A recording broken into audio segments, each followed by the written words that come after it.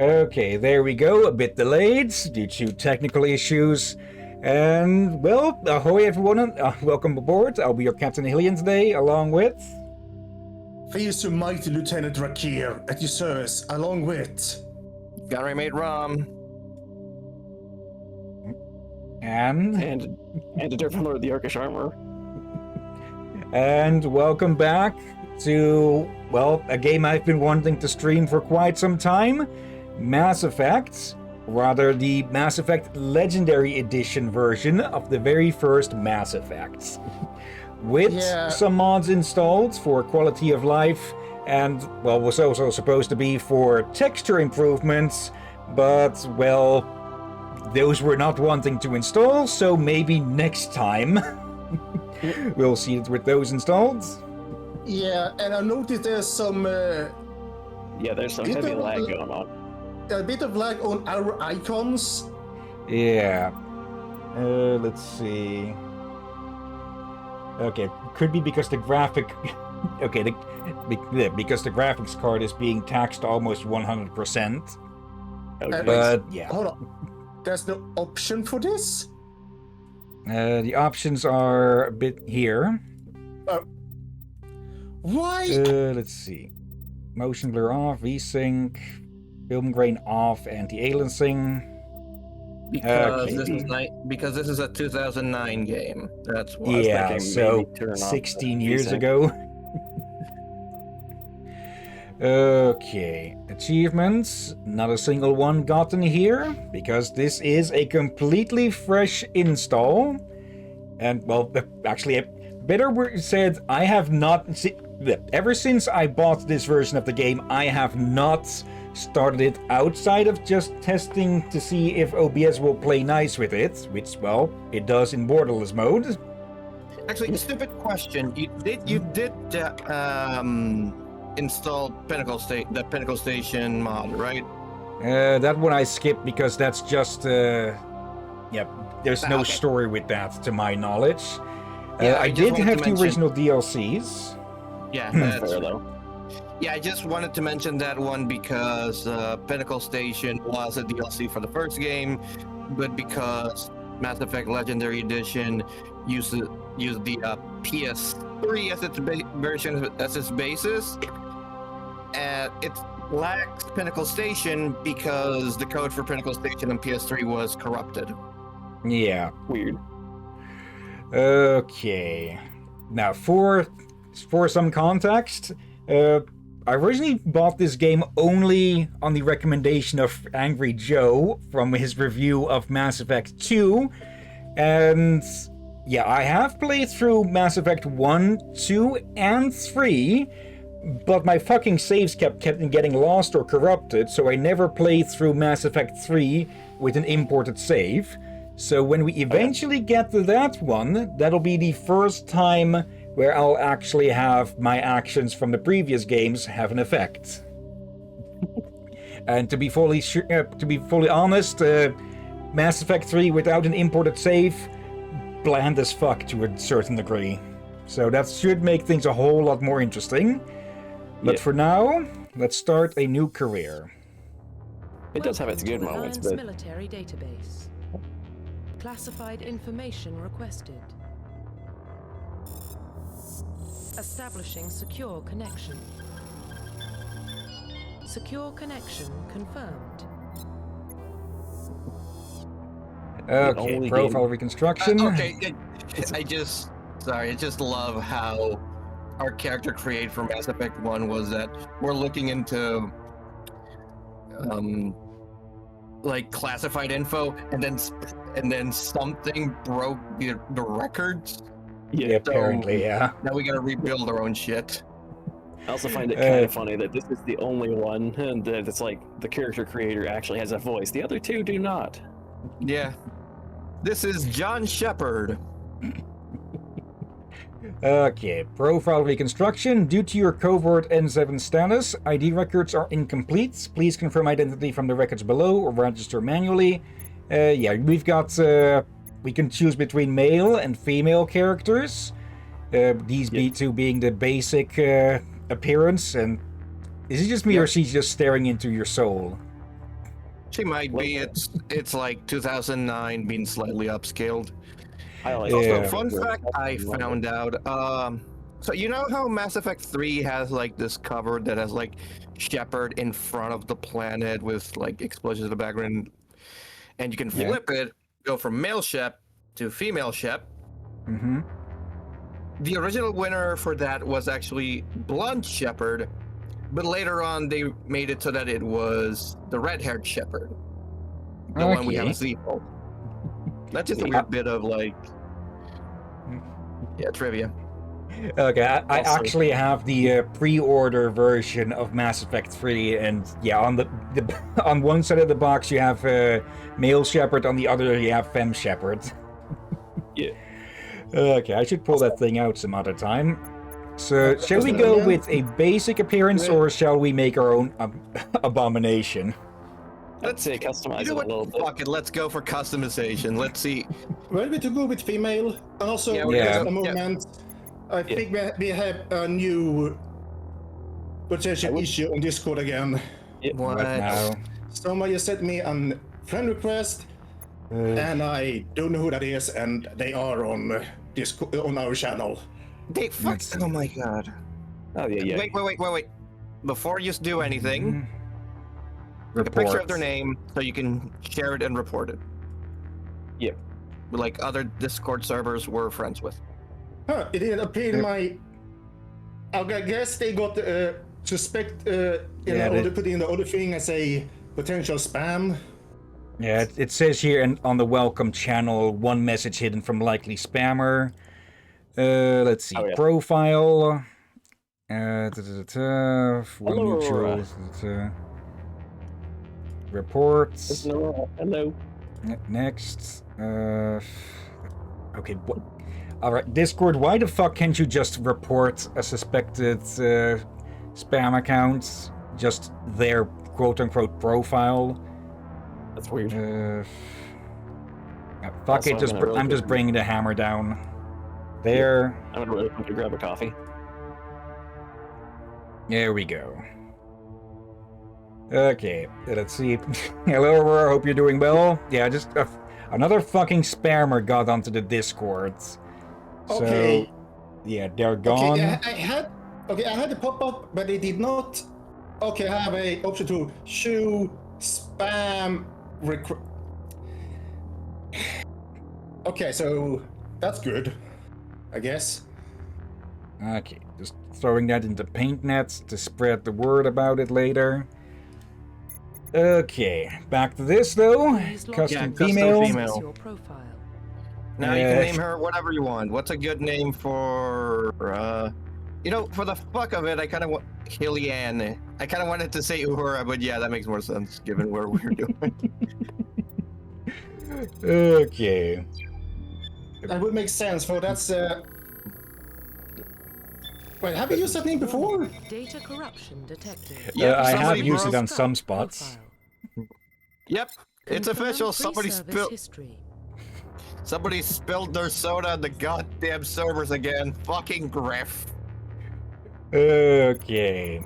Now we can Okay. choose a background and a pre-service history and an Your earlier background history. and your okay. So you can pick your character's background, and if I remember correctly, your military history, and then modify how your character looks. So if I'm Okay. correct, Spacer can give you plus karma. Earthborn gives you negative karma, and Colonist is the in-between one. Yeah, and both of your history picks can also affect or can also have some minor effects in the story. But, well, for that, I'll not speak of that for spoilers, just in case anyone hasn't seen this game before. Okay, we can choose between Spacer. Both of your parents were in the Alliance military. Your childhood was spent on ships and stations as they transferred from posting to posting, never staying in one location for more than a few years. Following in your parents' footsteps, you enlisted at the age of 18. Then Colonist. You were born and raised on Minduar, a small border colony in the Anakin Traverse. When you were 16, slavers raided Minduar, slaughtering your family and friends. You were saved by a passing Alliance patrol, and you enlisted with the military a few years later. And then we have Earthborn. You were an orphan raised in the streets of the great metropolises covering Earth. You escaped alive of petty crime and underworld gangs by enlisting with the Alliance military when you turned 18. Okay, Personally, does I anyone prefer want to that. vote on which to choose? I did colonist when I Yeah, I was played gonna- as my character Adrian. I was gonna say but I'm- personally, I vote colonist because that's my go-to. You can also do. Okay, so we have two colonists. Drakir. I think his brain shut down. Yep, Are you seeing there? the icon light up a bit. Oh, wait. Oh, come on, Mike. I was doing loud growling thinking noises. We're going rah rah, and none No, of us no. noticed. It must have mistaken you for a Krogan. Oh, now I have an idea for next time. Actually, no, I I shouldn't won't. have said. If I Yes. may, good Yep. sir. I vote for colonist. Okay, So we're unanimous colonists. then. Confirm psychological Unanimous? profile. Yep. To be honest, with most fan fiction about about Mass Effect, they like most of them seem to give the shepherds, male or female, the colonist background. All right. I've seen a few that use spacer. That might be because that's the one where Shepard does have a family. Yeah, he does. True. That is the case. That is the case. It says it in that one, I think. Okay. Then we have the psychological profile. We've got Soul Survivor. During your service, a mission you were on went horribly wrong. Trapped in an extreme survival situation, you had to overcome physical torments and psychological stresses that would have broken most people. You survived while all those around you fell, and now you alone are left to tell the tale. Then we have War Hero. Early in your military career, you found yourself facing an overwhelming military force. You risked your own life to save your fellow soldiers and defeat the enemy despite the impossible odds. Your bravery and heroism have earned you medals and recognition from the Alliance fleet. And Ruthless. Throughout your military career, you have held fast to one basic rule: get the job done. You've been called cold, calculating, and brutal. Your reputation for ruthless efficiency makes your fellow soldiers wary of you. But when failure is not an option, the military always goes to you first. Okay. Also, did I miss something? Also, hello, Aurora, and no, you're not a spammer. We just had a spammer invade the Discord. Yeah. Yeah, I told that already. All right. I was too focused to make sure if I needed to, decline them. But luckily, Discord did that for me. Yeah. They're Anyways, luckily getting better in that. But yeah, in this case, this one is the neutral option. This one gives you charm, not positive karma, and this one gives you intimidation, the quote-unquote negative karma. one. If I may speak about my own playthrough, the way I thought of Adrian Shepard was that he was the colonist on Mindworld, the colonist backstory. Then after being picked up by survivors, he effectively picked up by the military, he went through the ruthless route because he wanted to kill all of the Batarians. Makes sense, yeah. So, But, Ruthless is your votes? My vote's ruthless. Okay. Drakir?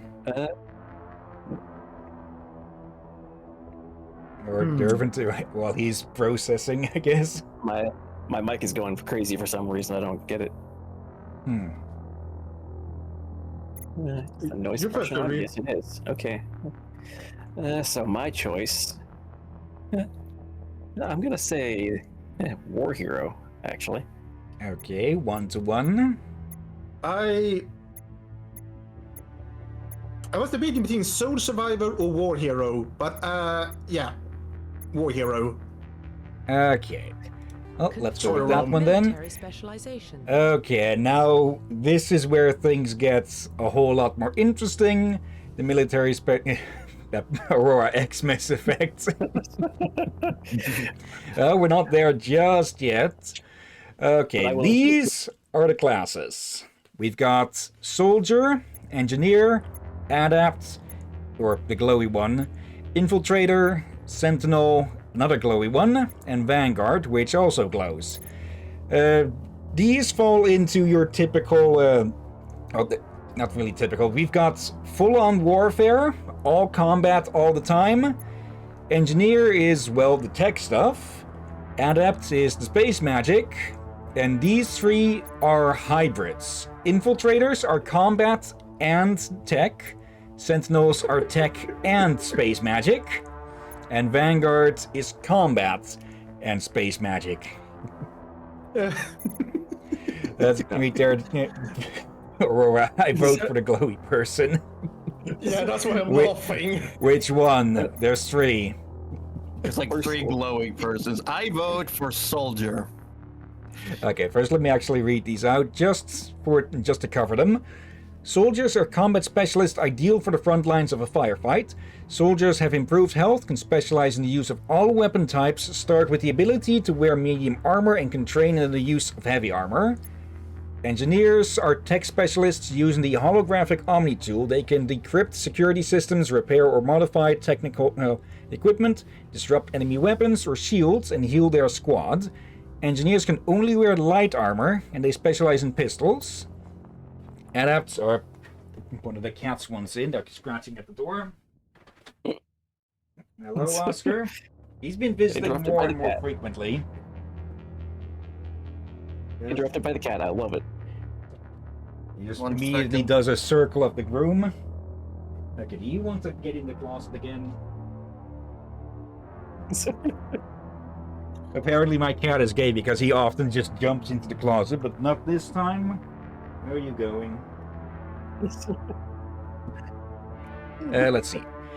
Adepts are biotic specialists. Through upgradable implants, they can use biotic powers to lift or throw objects, shield the squad, and disable or destroy enemies. Adepts can only wear light armor, and they specialize in pistols. Then the first hybrid one. We've got the Infiltrator. Infiltrators combine combat and tech abilities to specialize in killing or disabling enemies at long range. Infiltrators are trained to use Omni tools, focusing on decryption and offensive abilities rather than healing. They can specialize in pistols or sniper rifles and wear medium armor. And, well, let's be honest, if you can choose between a pistol and a sniper rifle, the choice is easy. Yep, Oscar's up on the bed. Sentinel. Sentinels combine biotic and tech abilities. Typically, they use biotic abilities and advanced healing skills to defend allies. They can also disrupt opponents with biotic or tech attacks. They are more efficient at tech and biotics than other classes, but at the expense of combat. Sentinels can only wear light armor and receive no specialized weapon training. And last but not least, the Vanguards are biotic warriors. They combine biotics and weapons to take down opponents and are especially deadly at short range. They specialize in pistols and shotguns and wear medium armor. Okay, and I may as well put my own vote in here. Typically, when I've played through these games, it's been as the Vanguard. But if you all vote for something else, we can go with that instead. At that, I'm going to say that typically my preference as for classes in the first one has always been either the Vanguard or the Sentinel. Or the soldier. So you're voting soldier? Yeah, I vote any of those three really, but okay. If I have to pick, I'll pick the Vanguard. Okay. Rom?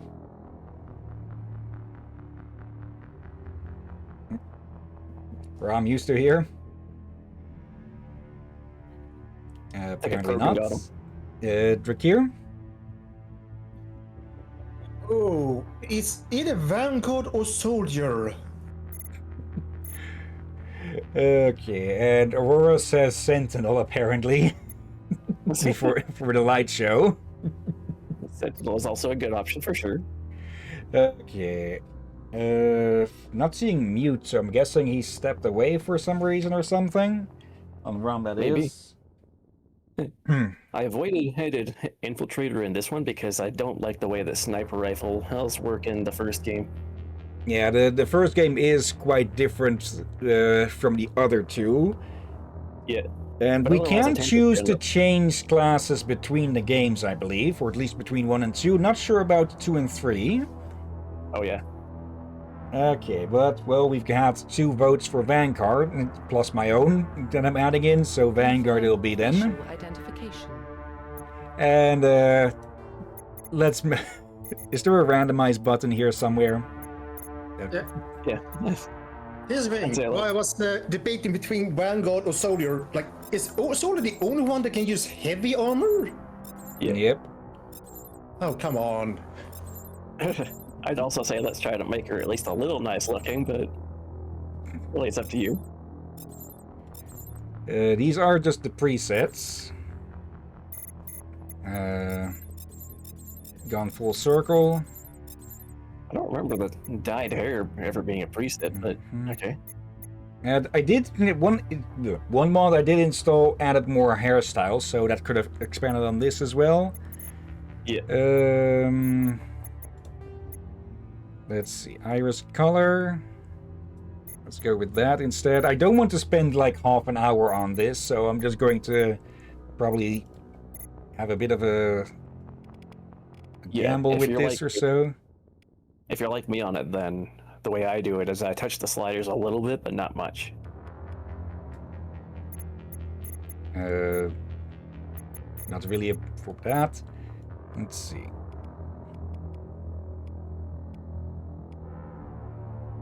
Mm-hmm.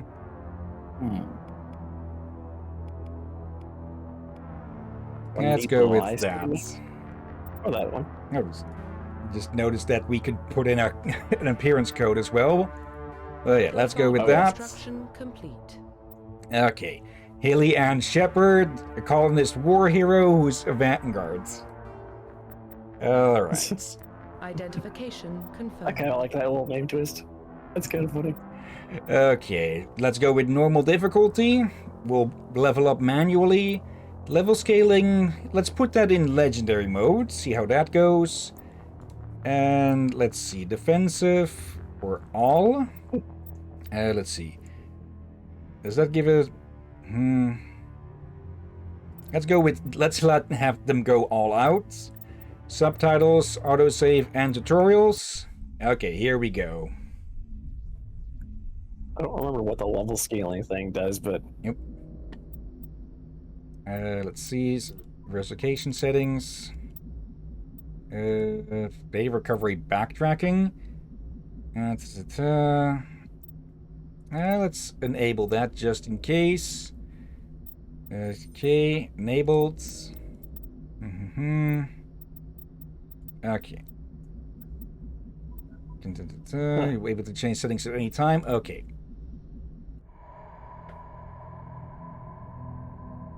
and now I go quiet for this Well, stuff. What about Shepard? She grew up in the colonies. She knows how tough life can be out there. Her parents were killed when slavers attacked Mindwar. She proved herself during the Blitz, held off enemy forces on the ground until reinforcements arrived. She's the only reason Elysium is still standing. We can't question her courage. Humanity needs a hero, and Shepard's the best we've got. I'll make the call. I like how they integrate her colony background and her whatever your choice for her war story was. Okay, in the year 2148, explorers on Mars discovered the remains of an ancient spacefaring civilization. In the decades that followed, those mysterious artifacts revealed startling new technologies, enabling travel to the farthest stars. The basis for this incredible technology was fading out too fast for me to read properly. But yeah, that's... Mass Effect. It's yeah. I wish you could pause that, but yeah. Okay. The Arcturus And the V first- relay is in range. Initiating transmission sequence. Commander. The first Normandy, man, is she beautiful. We are connected. Calculating transit mass and destination. The relay is hot. Acquiring approach vector. All stations secure for transit.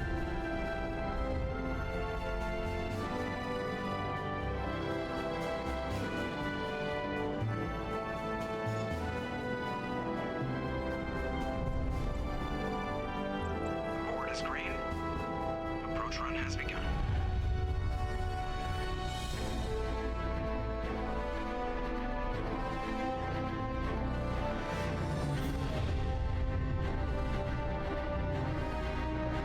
Hitting the relay in 3, 2, 1.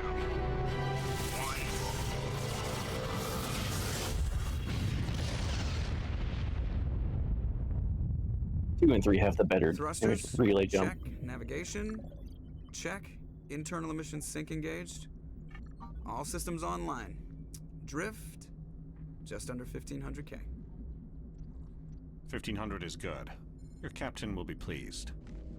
Ladies and gentlemen, we have I arrived. hate that guy. Nihilus gave you a compliment, so you hate him. You remember to zip up your jumpsuit on the way out of the bathroom? That's good. I just jumped us halfway across the galaxy and hit a target the size of a pinhead, so that's incredible. Besides, Spectres are trouble. I don't like having them on board. Call me paranoid. You're paranoid. The Council helped fund this project. They have a right to send someone to keep an eye on their investment. Yeah, that is the official story, but only an idiot believes the official story. Okay, and here we have the famous slash infamous dialogue wheel. Okay. Typically, yep, yes, game, I know how a mouse works. Typically, the upper options over here on the right will progress or end a conversation, with you getting, well, with you being diplomatic. In the middle is typically more neutral and such. And down here is, well, this is the renegade option. Not all options, but certainly a good amount of these give Paragon or Renegade points, which add up to allow you to upgrade your Charm or Intimidate stats more in this game. So, what shall we do? Shall we go more Paragon, Renegades, or in between? I'm gonna go with agree. Yeah, I'm gonna go with agree as well. Okay. Look here. I will just agree as well, since I don't know how their official store things work over there, so... Okay, so mostly Paragon it is They then. don't send Spectres on shakedown runs. So there's more going on here than the captain's letting on. Joker, status report. Just cleared the mass relay, Captain. Stealth systems engaged. Everything looks solid. Good. Find a comm buoy and link us into the network. I want mission reports relayed back to Alliance Brass before we reach Eden Prime. Aye, aye, Captain. Better brace yourself, sir. I think Nihilus is headed your way. He's already here, Lieutenant. Tell Commander Shepard to meet me in the comm room for a debriefing. You get that, Commander? He sounds angry. Something must have gone wrong with the mission. Captain always sounds like that when he's talking to me. Can't possibly imagine why.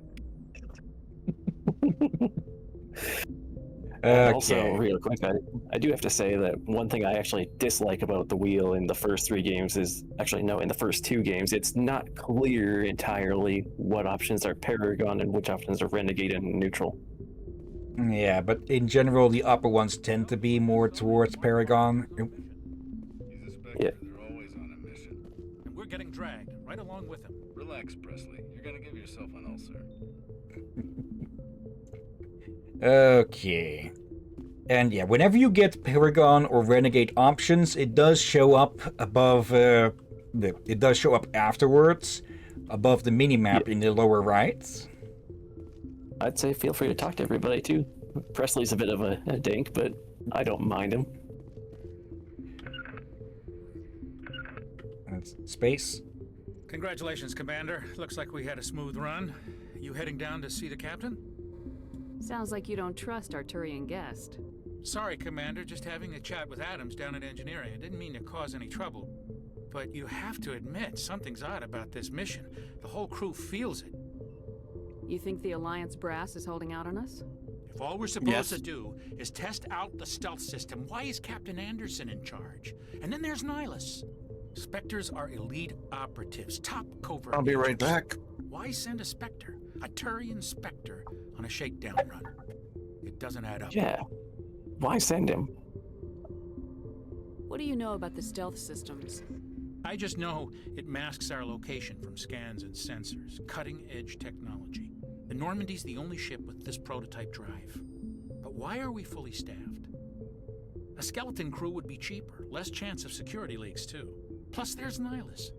It's pretty obvious this shakedown run is just a cover. For what? Damned if I know, Commander. We're out here on false pretenses.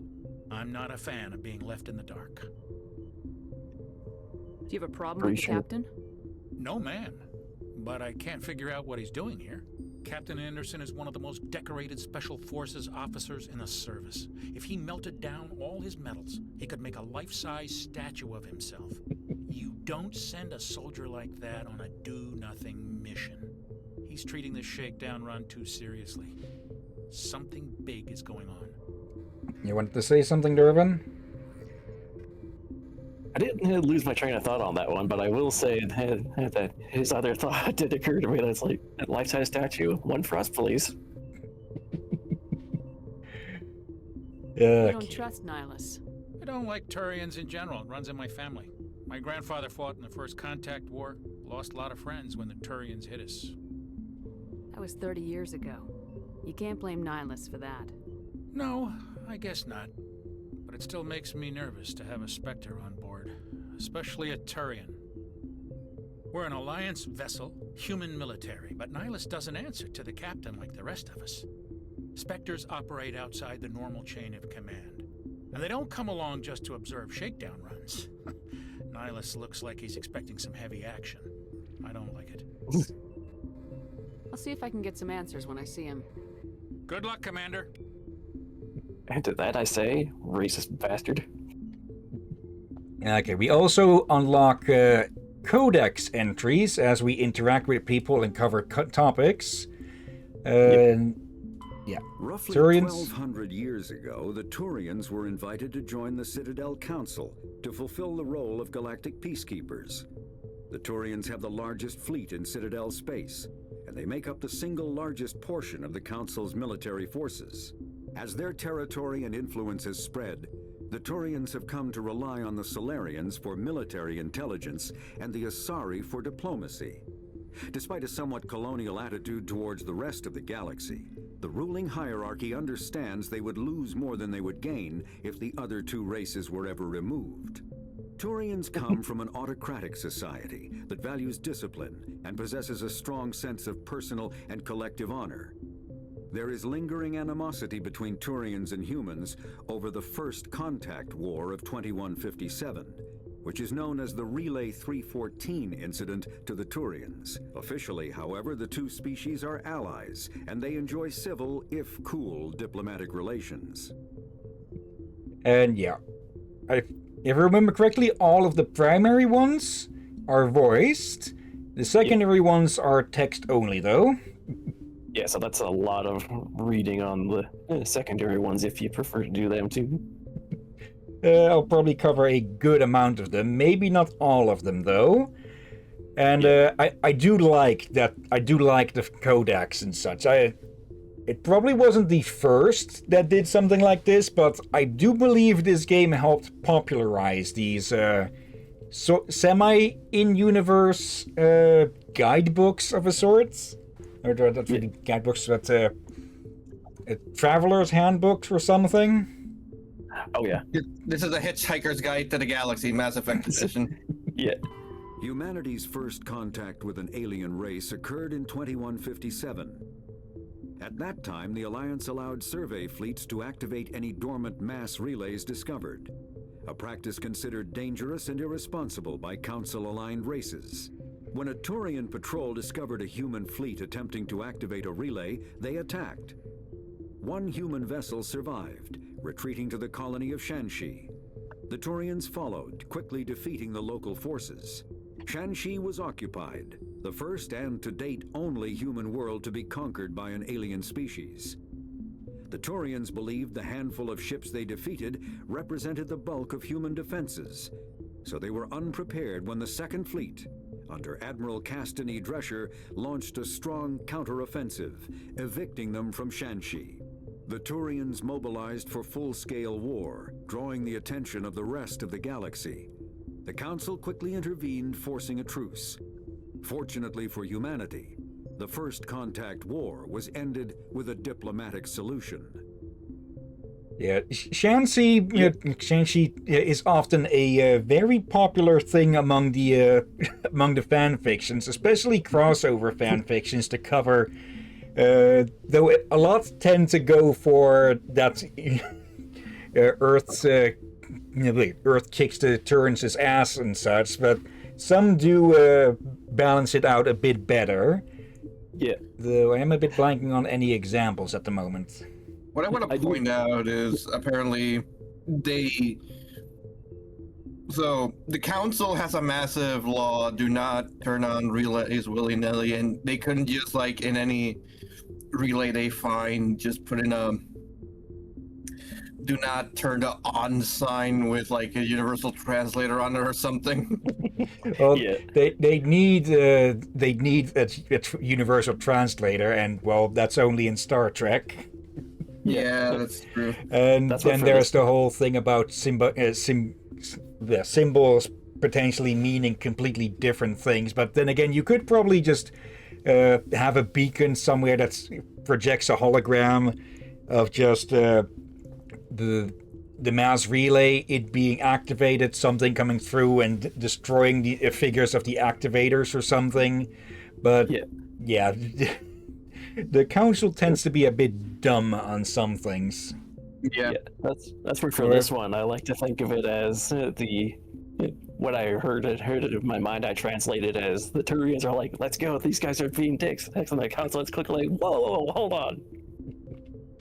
And maybe dumb wouldn't be the right word, but complacent, because the things have been going on for centuries at a similar pace for them, and well, here comes humanity to kick sand into their playpen.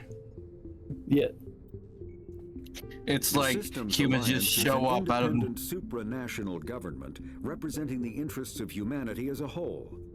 The Alliance is responsible for the governance and defense of all extrasolar colonies and stations. The Alliance grew out of the various national space programs as a matter of practicality. Sol's planets had been explored and exploited through piecemeal national efforts. The expense of colonizing entire new solar systems could not be met by any one country. With humans knowing that alien contact was inevitable, there was enough political will to jointly fund an international effort. Still, the Alliance was often disregarded by those on Earth until the First Contact War. While the national governments dithered and bickered over who should lead the effort to liberate Shanxi, the Alliance fleet struck decisively. Post-war public approval gave the Alliance the credibility to establish its own parliament and become the galactic face of humanity. And of course, America has to slap its face on the logo. Yeah. Yep. With a slight featuring of the South Americans. Okay. Well, let's not have most of this stream be an audiobook. Yeah, let's get some action in there. Telling us about this mission. That's crazy. The captain's in charge here. He wouldn't take orders from a Spectre. Not his choice, Doc. Spectres don't answer to anyone. They can do whatever they want. Kill anyone who gets in their way. Oh, you watch too many spy vids, Jenkins. What do you think, Commander? We won't be staying on Eden Prime too long, will we? I'm itching for some real action. I sincerely hope you're kidding, Corporal. Your real action usually ends with me patching up crew members in the infirmary. You need to calm down, Corporal. A good soldier stays cool even under fire. Sorry, Commander, but this waiting's killing me. I've never been on a mission like this before, not one with a Spectre on board. Yeah, these little side bits where you can be diplomatic or ruthless, they tend to vanish if you go into investigate, I believe, or they have a chance. Some do vanish if you go investigate further. So those typically will take priority. Just treat this like every other assignment you've had and everything will work out. Easy for you to say. You proved yourself in the Blitz. Everybody knows what you can do. This is my big chance. I need to show the brass what I can do. You're a private in the military. It's gonna be an uphill climb. Yeah. It's fair to say that for the whole disappearing thing, they disappear briefly, and in some cases, the conversation you brought up temporarily overrides it until you complete that, and then it goes back to the investigate. Okay. Let's see. Aurora. Nobody ever plays Renegades. Yeah, I believe most people do play through these games as Paragon first and then go back as Renegades. We probably won't be doing that, though. I've done Renegade like halfway through, maybe once. It's funny, but I can't do it very well. Just to clarify, you're playing as Renegade is not playing as evil. It's, well, more like being ruthless and such. But some Renegade options are just absolute dick moves. Yeah. Let's see, Aurora. Well, I don't want to be nasty to the NPCs either. If this happened today, they'd slap all kinds of ad on Normandy. On the other hand, I will take some Renegade actions. Ahead of you. Don't do something stupid to mess Sorry? up. Don't worry, ma'am. I'm not going to screw this up. Go ahead. I was going to say, I do take some Renegade actions on the story with the Paragon playthrough, but it's only the ones where I know that they won't actually affect anything. Okay, from the second game on, there are interrupts that you can do in certain scenarios. You typically get to choose between a Paragon interrupt and a Renegade interrupt, but sometimes it'll just be one of them. Yep. What can you tell me about Nihilus? Turians are generally well respected by the other species. Their fleet has more patrols protecting Citadel space than any other. They don't always get on well with us, though. Some people find them too rigid. Others still blame them for the First Contact War. As for Nihilus, I haven't said more than 2 words to him. He usually only speaks to the captain. I hope we get a chance to see him in action. I heard Nihilus took down an entire enemy platoon all by himself.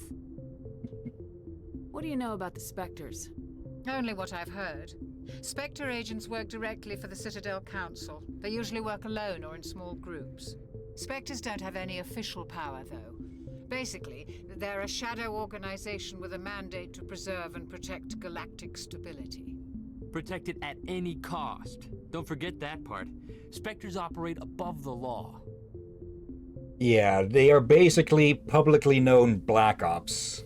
Yeah, they say that they have little power, but yet we see throughout the series how much power they actually have, and it's more than they say.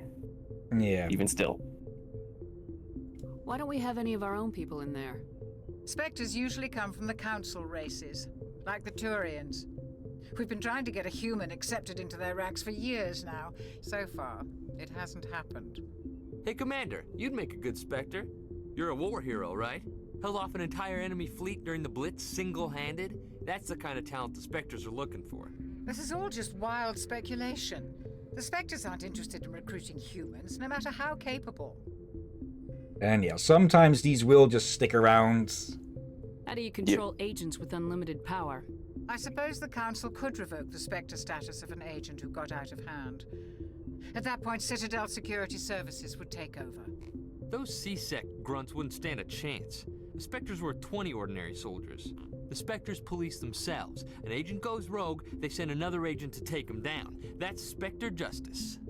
The Corporal's confusing romantic legends with reality, Commander. Yeah, very cowboy-like. Yep. Yeah. It is dangerous, actually. Okay. You're from Eden Prime, aren't you, Jenkins? What's it like? It's very peaceful, Commander. They've been real careful with development, so you don't have any city noise or pollution. My parents lived on the outskirts of the colony. At night, I used to climb this big hill and stare across the fields back at the lights from the main settlement. It was gorgeous. But when I got older, I realized it was a little too calm and quiet for me. That's why I joined the Alliance. Even Paradise gets boring after a while. It's a bit too hot-blooded for the cold fields. Any idea why Eden Prime was chosen as our destination? Not really sure, Commander. Eden Prime's one of our most stable colonies. Good place to take the Normandy for a shakedown run, I guess. No real danger there. There's gotta be something else going on. We've got a Spectre on board. That's why I'm so wound up. I can't wait for the real mission to start. The captain's waiting for me. Goodbye, Commander. Oh, how Okay. little he knows. No spoil. Yeah, I won't say anything. Oh dear God, it's on fire!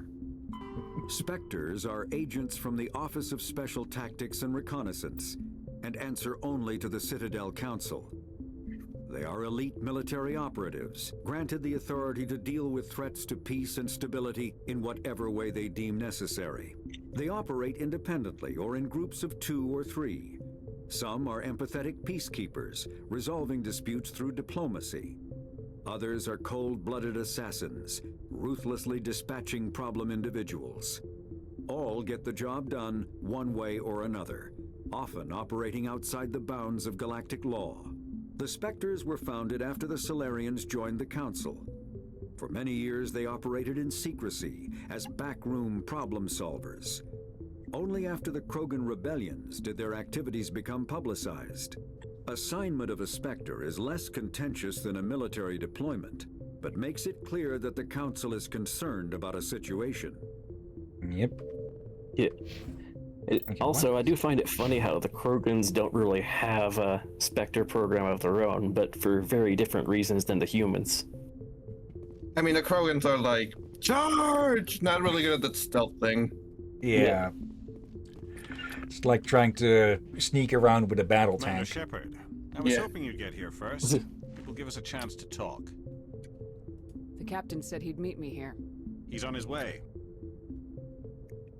I'm interested in this world we're going to, Eden Prime. I've heard it's quite beautiful. They say it's a paradise. Yes, a paradise. Serene, tranquil, safe. Eden Prime has become something of a symbol for your people, hasn't it? Proof that humanity can not only establish colonies across the galaxy, but also protect them. But how safe is it really? Do you know something? Your people are still newcomers, Shepard. The galaxy can be a very dangerous place. Is the Alliance truly ready for this? I think it's about time we told the commander what's really going on. This mission is far more than a simple shakedown run. I figured there was something you weren't telling us. We're making a covert pickup on Eden Prime. That's why we needed the stealth systems operational. And the plot thickens music starts. Yep. And I think it's safe to say we can pick both options for this one. Both the top and bottom, I think we can do it. Tell me about this, sir. This comes down from the top, Commander. Information strictly on a need-to-know basis. A research team on Eden Prime unearthed some kind of beacon during an excavation. It was Prothean. I thought the Protheans vanished 50,000 years ago. Their legacy still remains.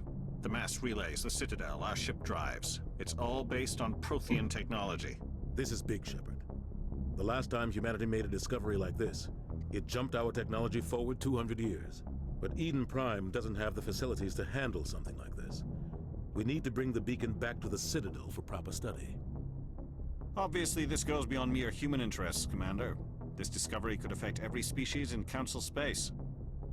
Why didn't we keep the beacon for ourselves? You humans don't have the best reputation. Some species see you as selfish, too unpredictable, too independent, even dangerous. Sharing that beacon will improve relations with the Council. Plus, we need their scientific expertise. They know more about the Protheans than we do. The beacon's not the only reason I'm here, Shepard. Nihilus wants to see you in action, Commander. He's here to evaluate you. Guess that explains why I bump into him every time I turn around. The Alliance has been pushing for this for a long time. Humanity wants a larger role in shaping interstellar policy. We want more say with the Citadel Council. The Spectres represent the Council's power and authority. If they accept a human into their ranks, it shows how far the Alliance has come. You held off an enemy assault during the Blitz single-handed. You showed not only courage, but also incredible skill. That's why I put your name forward as a candidate for the Spectres. Why would a Turian want a human in the Spectres? Not all Turians resent humanity. Some of us see the potential of your species. We see what you have to offer to the rest of the galaxy, and to the Spectres. We are an elite group. It's rare to find an individual with the skills we seek. I don't care that you're human, Shepard. I only care that you can do the job. I assume this is good for the Alliance. Earth needs this, Shepard. We're counting on you. I need to see your skills for myself, Commander. Eden Prime will be the first of several missions together.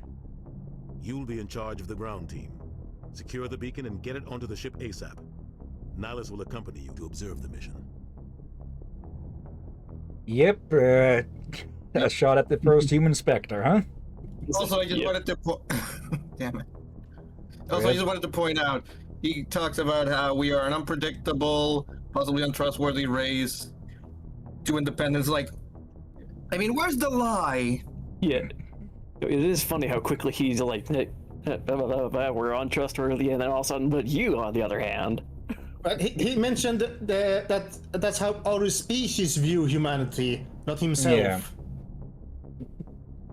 Yeah, but at the same time, where's the lie? Yeah, Where's the lie? I was gonna say, like, at the same time, the way he says it at first, it's kind of like he's kind of being a dickhead judgment of you too, you know. Like he's that vague about it. I mean, maybe just to test Shepard's reaction. Yeah, he is to be a mentor after all, and well, what mentor doesn't fuck with their student a bit, huh? Yeah. What do you know about the Protheans? Just what they taught us in school. They were a technologically advanced species that ruled the galaxy 50,000 years ago. Then they vanished. Nobody really knows how or why, though I've heard plenty of theories. But everyone agrees, galactic civilization wouldn't exist without them. Their citadel is the very heart of galactic society, and without their mass relays, interstellar travel would be impossible. We all owe the Protheans a great debt. Also, is it just me, or did Shepard end up a bit duck-faced with this? Probably. Maybe just a little bit. That's just at the standards. I'd like to know more about Eden Prime before we touch down. It's a peaceful farming world, but it represents something much bigger. Eden Prime is one of our oldest and most successful colonies. It proved we were ready to face the challenges of settling new worlds, to forge a place for humanity beyond Earth. It symbolizes humanity's growth and evolution as a spacefaring species. And after this, it will be known as the world where humans made a discovery of galactic importance. This is the first world we've managed to do without having to... All advanced galactic civilization is based on Without fucking it up. technology. Even yours. Give me a second. If we hadn't discovered those Prothean ruins buried on Mars, we'd still be stuck on Earth. That was just a small data cache. Who knows what we can learn from this beacon? What if it's a weapons archive? We can't let it fall into the wrong hands. That's also where I'm gonna quickly trying to get out. Yeah. Also, I was gonna say, we are the first colony that hasn't had to get their shit from Musk. Yeah. And I'm also gonna say, the whole Mars thing, it's like, if that was a small data cache, what the hell defines a big one? Yeah. Also, I'm pretty sure if Musk existed in the Mass Effect universe, he would have been launched into space without a suit when the first railgun was invented. Or the first effective one. Like who? The Attican Traverse isn't the most stable sector of Citadel space. There are plenty of raiders and criminal groups active in the region. They might figure a Prothean beacon is worth the risk of attacking an Alliance ship. Plus, Eden Prime is right on the border of the Terminus systems. The Attican Traverse is under Citadel protection. If the Terminus systems attack, it's an act of war. Technically, yes. But some of the species in the Terminus might be willing to start a war over this. The last thing the Council wants is to get dragged into a major conflict with the Terminus systems. We have to keep this low-key. And that's why a stealth ship is being sent. I just want to... I'm not gonna spoil anything. It's just kind of funny when you play the second game. Alright. Just give the word, Captain. We should be getting close to Eden. Captain, we got a problem. What's wrong, Joker? Transmission from Eden Prime, sir. You better see this. Bring it up on screen.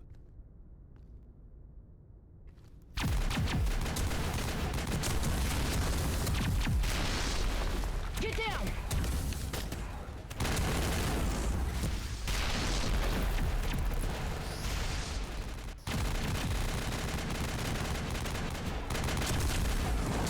We are under attack, taking heavy casualties. I repeat, heavy casualties.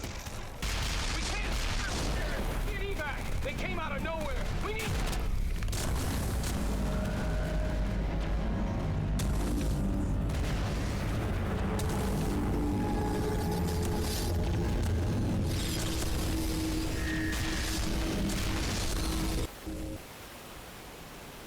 everything cuts out after that. No comm traffic at all. Just goes dead. There's nothing. Reverse and hold at 38.5. Huh. Looks like the Zulu came from. Status report. 17 minutes out, Captain. No other Alliance ships in the area. Take us in, Joker, fast and quiet. This mission just got a lot more complicated. A small strike team can move quickly without drawing attention. It's our best chance to secure the beacon. Grab your gear and meet us in the cargo hold.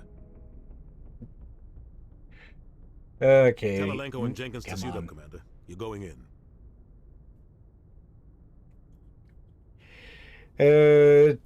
Yeah, Turians emote mostly through their mandibles. And that was basically their version of their mouths falling open for a second. Doing some serious digging here, Captain. Your team's the muscle in this operation, Commander. Go in heavy and head straight for the dig site. What about survivors, Captain? Helping survivors is a secondary objective. The beacon's your top priority. Approaching drop point 1.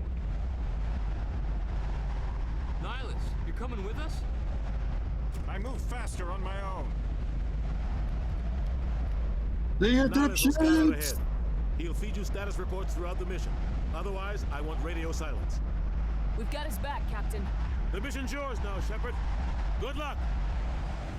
But when the dialogue wheel splits into a Y like that, it is typically one or the other. Also, the Joker is alive. Different Joker. Not the Arkham Also, I Hunt. just want to point out, just look up how high the Normandy is. We jumped off that. We didn't. It didn't even land. We just jumped off it. And smells like smoke and death. Our legs are not broken. That's a miracle. Okay. One way that this game differs with the other ones is that we have infinite ammo, but our weapons can overheat, as you can see in that bar. We can aim further down the sights, of course. Okay. No, yeah, that reminds me. If I remember correctly, you can swap between weapons, so you can still use another weapon while the other ones are charging. You can use weapons that you aren't technically trained with, but in this game at least, I think the accuracy on that says enough. So yeah, Vanguards are mostly pistols and shotguns. All right. I was gonna say that reminds me. What class did we play? Because I had to leave for a second. Vanguards. Okay. Okay. We can move into cover by just, moving into it, quite literally. Okay. Oh God, what happened here? Also, if anyone noticed with Nihilus jumping out, one of the mods installed updates the weapon models quite a bit to the more, upgraded ones for later. Don't stand Yep. when the shooting starts. Also, just look around. Just, man, rebuilding this place is gonna be a bitch. Yeah. Also, I take it you got lunch or something, because I think you can hear you smack a bit. Oh God, what happened here? Okay. This place got hit hard, Commander. Hostiles everywhere. Keep your guard up. And yeah, we can bring up, or we can freeze time a bit. Tell them to swap weapons. We've got Caden here, we've got Jenkins here. Yeah, they also can choose weapons, or be equipped with weapons that they don't have training with. But for the most part, yeah, you'll just want to use their abilities, and since Jenkins is a soldier, he has no abilities. So Jenkins, you're the most generic one. Go forward. Also, the smacking might be me, for I ate something that I realized gets stuck between the teeth and all that, so... Okay. Yeah, Smacking if on anyone is reflex. eating anything, just please mute for the moment. Oh, don't worry, it was the last one. I finished a bit ago, so I got nothing. Okay. Also, I am back, and I just got off a call from the computer repair guys. Jenkins. Okay. I'll save that for after the cinematic, though. Jenkins, you probably don't want to stand in the middle. Ooh. Sorry, it looked like they shot him right in the dick. Yeah. Recon drones. Yep. Those were annoying to shoot at, those little fuckers. And it wouldn't be a BioWare game without one death early on. Yep. We'll see that he receives a proper service once the mission is complete. But I need you to stay focused. Aye, ma'am. Like, I'm pretty sure in like 9 out of 10 BioWare games, you get one early member in your team who just gets shot in like the first 5 minutes or something. Yeah. Also, for the record, his name was foreshadowing that. Yeah. You know, Leroy Jenkins. Yeah. Richard L. Jenkins. Yeah. And I guess I got it reconfirmed that the computer issue that I had was in fact my CPU, and the cooler was running out of fluid. Okay. Yeah, so the issue with it was, I guess I kind of burnt out the CPU by accident. Yep. Yeah, left shift. We can order specific orders for stuff and such. We also have our own powers here. We've got throw and warp. Yeah, warp damages all nearby enemies around the target, and makes them more vulnerable to further damage. And throw. To be fully honest, the main reason I typically go with Vanguard is because of the biotic powers, because they're just fun to fuck around with. I like the whole zipping into melee combat like they do in Mass Effect 2, but yeah, the close combat approach is my preferred way. Actually, I should be able to, throw these in here. Yeah, for quick use. I will say that I haven't really tried this with computer with the mouse and keyboard approach. Usually I do the controller because I prefer that for aiming. Okay, I'm not good at aiming with controllers. I'm better at it than with the mouse, and I usually prefer it for shooters anyway. And hello, our next recruit.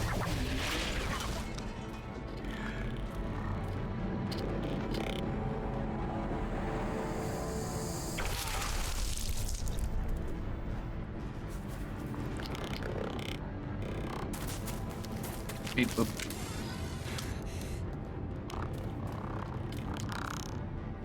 Yeah, say hi to our common enemy of this game.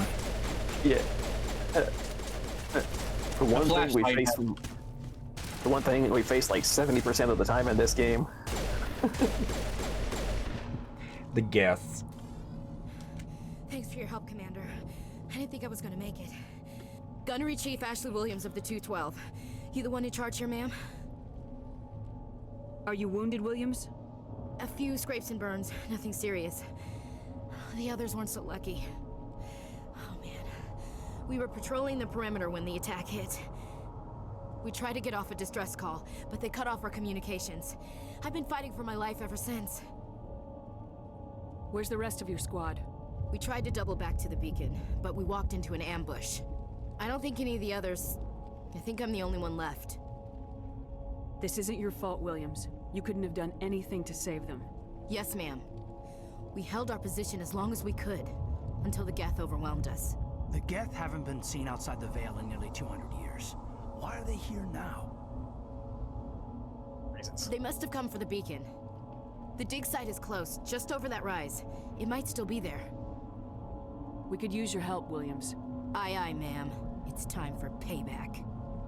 Yeah, this is our second squad mate, Ashley Williams, who, the fan base can be quite divided over her. I like her, despite how passionate, let's say, she is. Yeah. Okay. What else do you know about the Geth? Just what I remember from history class back in school. They're synthetics, non-organic life forms with limited AI programming, created by the Quarians a few centuries ago. They were supposed to be a source of cheap labor, but ended up turning on the Quarians and drove them into exile. Well, after that, they just kind of disappeared behind the Perseus Veil. Nobody's really heard much from them since. Yeah, your typical AI uprising. Yep. Okay. Tell me everything you know about the beacon. They were doing some digging out here to extend the monorail and expand the colony. A few weeks ago, they unearthed some Prothean ruins, and the beacon. Suddenly, every scientific expert in the colony was interested. That's when they brought us in to secure the site. I don't know much about the beacon itself, but I heard one of the researchers say this could be the biggest scientific discovery of the century. What happened to the researchers at the dig site? I don't know. They set up camp near the beacon. The 232 was with them. Maybe their unit fared better than mine. Well, we can only hope for that with Mecha Cthulhu coming down. Yeah, for sure. Also, I'm noticing this just now, but it seems like the lag is flickering between when we're on the chat and the listening to the dialogues. Describe what happened leading up to the attack. We were sent out a couple of nights ago from the main colony to secure the area. Seemed like a routine patrol until the Geth hit us. We never knew they were coming.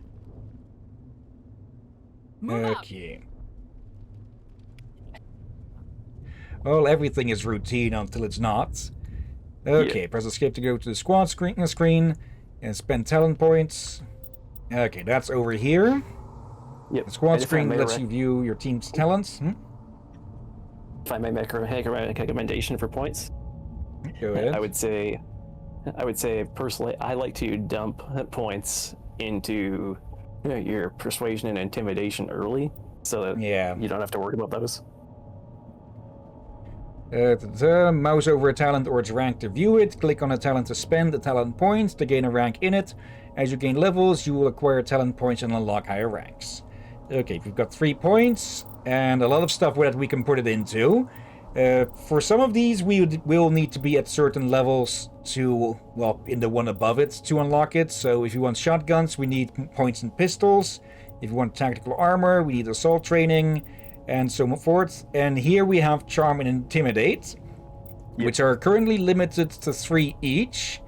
And yeah, as we gain Charm, or as we gain Paragon and Renegade points, as you can see here, these will extend out more. Yeah. I kind of don't like the way they did the point system in the first game compared to 2 and 3. Yeah, they streamlined that a lot. Okay, we can also put the points for our friends in here. They each have instead of charm and such. Well, we also have it here with Vanguard ourselves. So everyone has their own class the class stats, you could say. The one thing that they've kept through all 3 games is the class stats. Let's get him Barrier and First Aid, since he is the support character. And Ashley, well, Assault Rifles. Yeah. I'll just use the plus and minus. Especially in the later games, we see that she is more of the assault damager. Okay, anything in the codex? Quite a lot in the codex from the looks of it. Let's leave that until, well, after the localized apocalypse.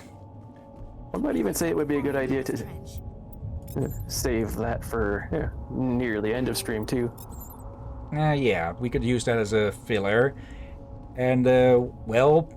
Pretty good idea. Still alive when they stuck him on the Imagine... Oh god, that's gonna suck. Yeah. There must be some reason behind it. Classic Especially... psychological warfare. They're using terror as a weapon. Killing us isn't Another...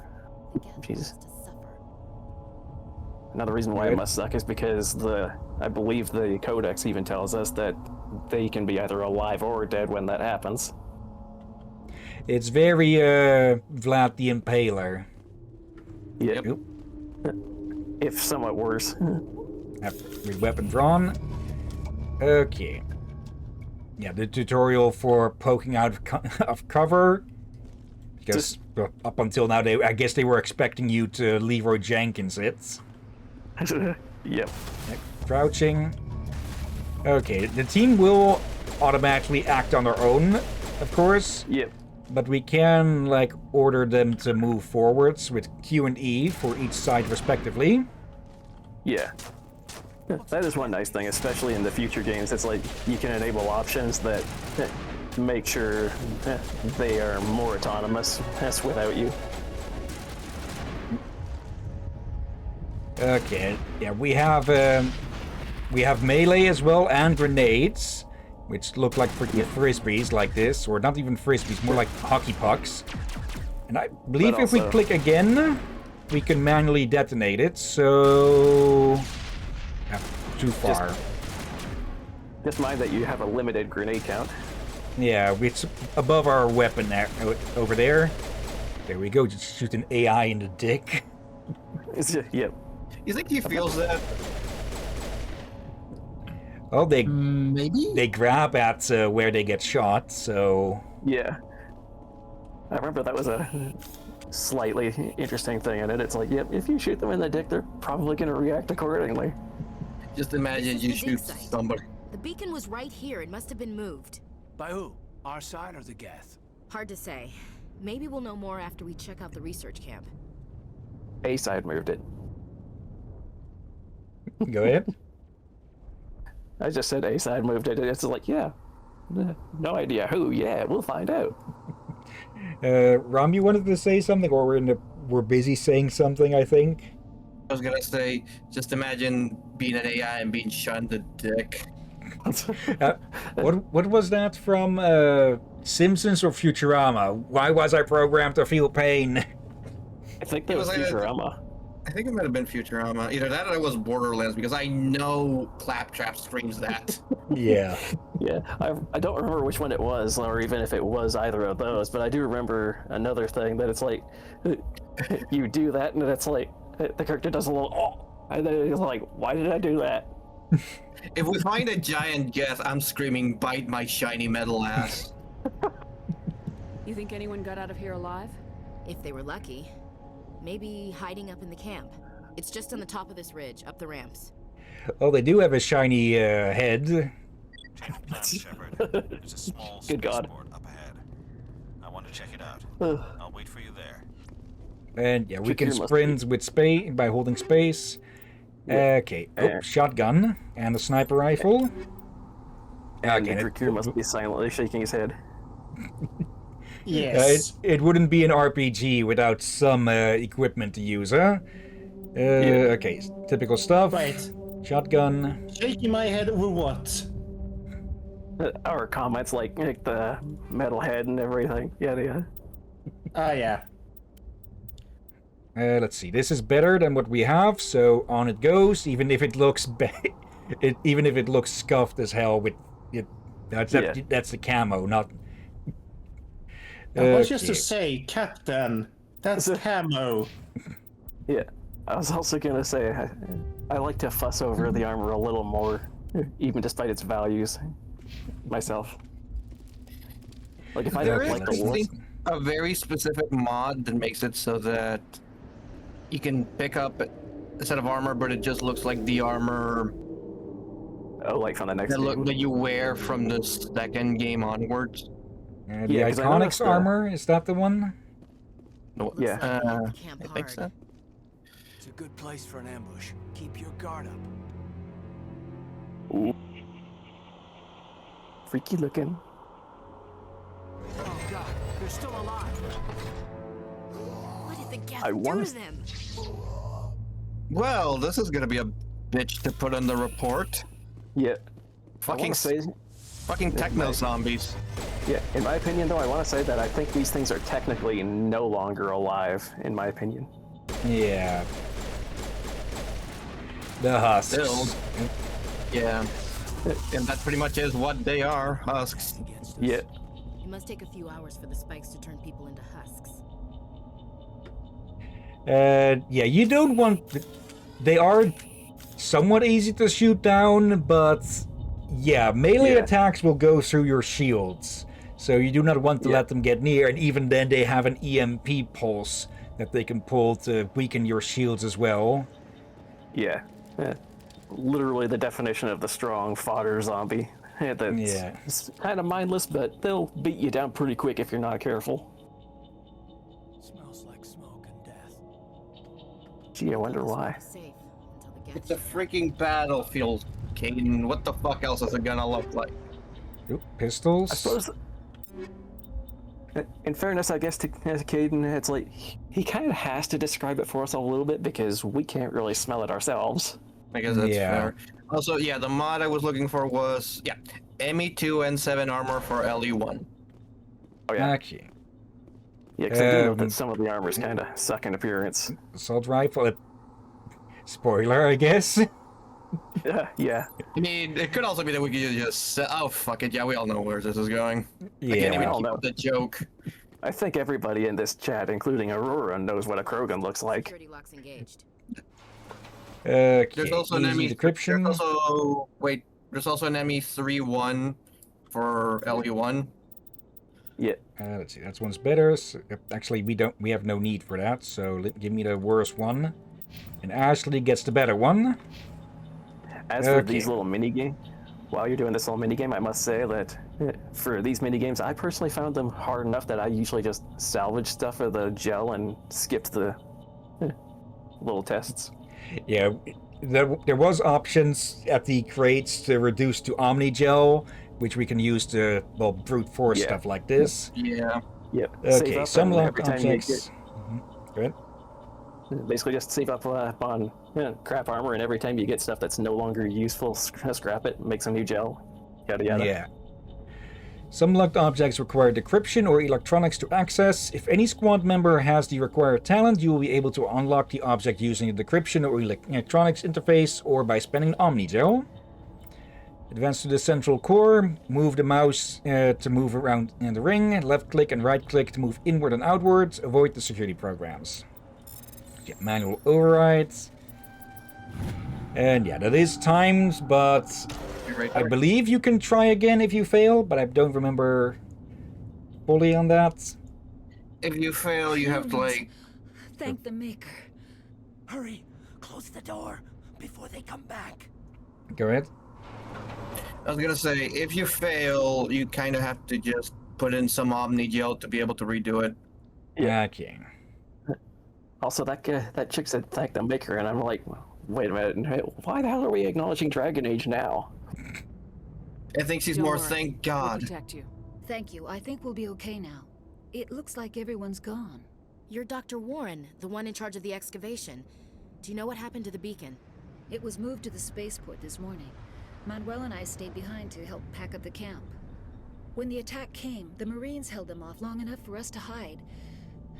They gave their lives to save us. No one is saved.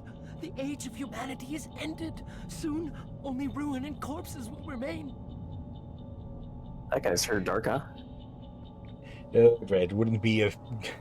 Again, it wouldn't be a Bioshock game, or Bioshock RPG to be more exact, because we did stream MDK2, which was also made by BioWare, but was totally not an RPG. But yeah, I'm pretty sure they have a legal requirement to put at least one Doomsayer in their first game. Yeah. What else can you tell me about the attack? It all happened so fast. 1 second we were gathering up our equipment, the next we were hiding in the shed while the Geth swarmed over the camp. Agents of the Destroyers, bringers of darkness, heralds of our extinction. We could hear the battle outside. Gunfire, screams. I thought it would never end. Then everything went quiet. We just sat there, too afraid to move, until you came along. I'm inclined to joke and say, hey, dude, no spoilers. Did you notice a Turian in the area? I saw him, the Prophet, leader of the enemy. He was here before the attack. That's impossible. Nihilus was with us in the Normandy before the attack. He couldn't have been here. I'm sorry, Manuel's still a bit unsettled. We haven't seen your Turian. We've been hiding in here since the attack. I think he's a bit more than just unsettled. Can you tell me A little anything bit. about the beacon? It's some type of data module from a galaxy-wide communications network. Remarkably well preserved. It could be the greatest scientific discovery of our lifetime. Miraculous new technologies, groundbreaking medical advances. Who knows what secrets are locked inside?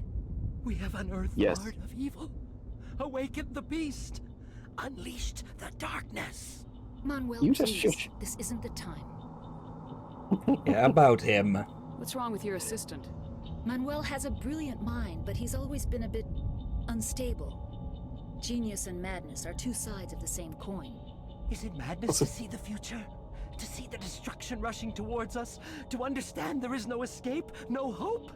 No. I am not mad. I'm the only sane one left. I gave him an Are extra you? dose of his meds after the attack. Okay, and this is somewhere where we only have a renegade option. So Do we wanna should do we it? or should we not? I vote yes, but I'll leave it up to the other two. Bakir? No. Okay, since Rom seems to be absent, it's a stalemate then. Williams, take us to the spaceport. You can't stop it. Nobody can stop it. Night is falling. The darkness of eternity. Hush, Manuel, go lie down. You'll feel better once the medication kicks in. Willie, though, I don't buy it. Who's the door? Also, moreover, tensed up and started looking. What the heck was that? What the heck was that? Oh, just the door. Yeah. Let's see. Where is it? Sorry. No, we did not punch punch him out. We did not punch him out. Yeah.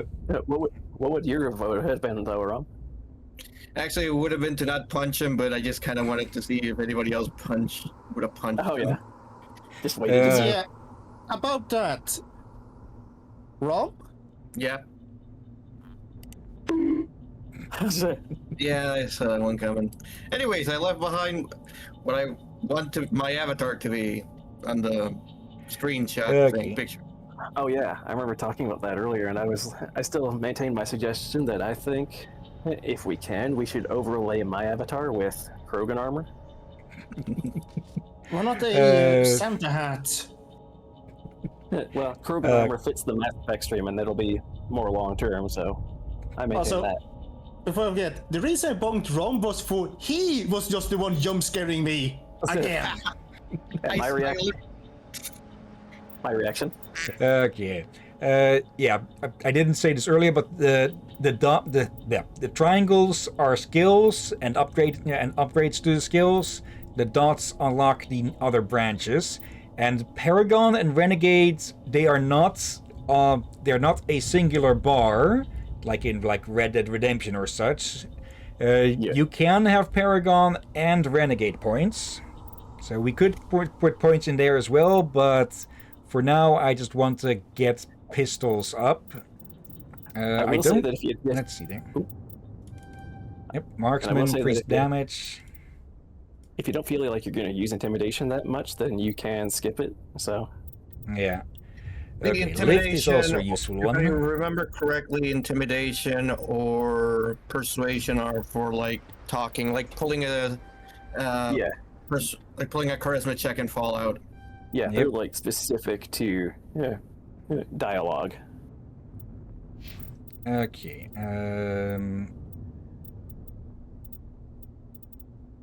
Let's see. And Actually, whether or not you there. Let's just do auto level up with anyone I don't know what to do with. We're going to need someone with electronics and decryption. So Caden might come along for quite a while. If you But like, we'll I have to can see. try to offer build reccations for squad mates, and otherwise, Probably if I a good idea, yeah. because I have some good idea what to do for each. But for now, Nihilus. Yeah. And someone and else. Surprise visitor number 2. You. Saren.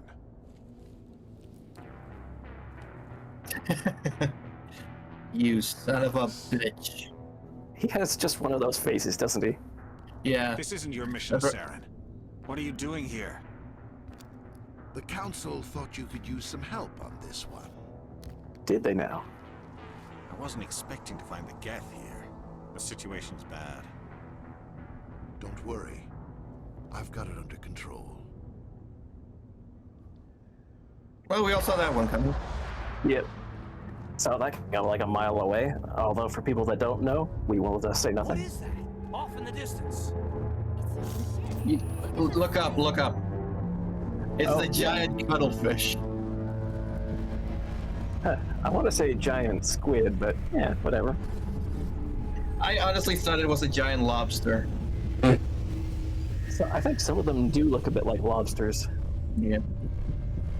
Okay, let's But I keep don't want to say the more. spoilery talk to a minimum, just for in case viewers who don't know what the hell has been going on. Yeah. Yeah. Just to say this out loud real quick to Aurora, yeah, I'm pretty sure I know the answer, but are you familiar with all the future machines? There's the EMP.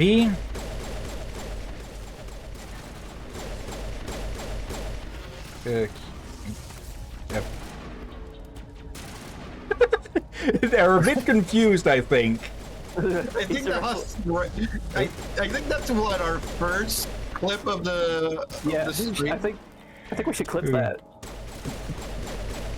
Yes.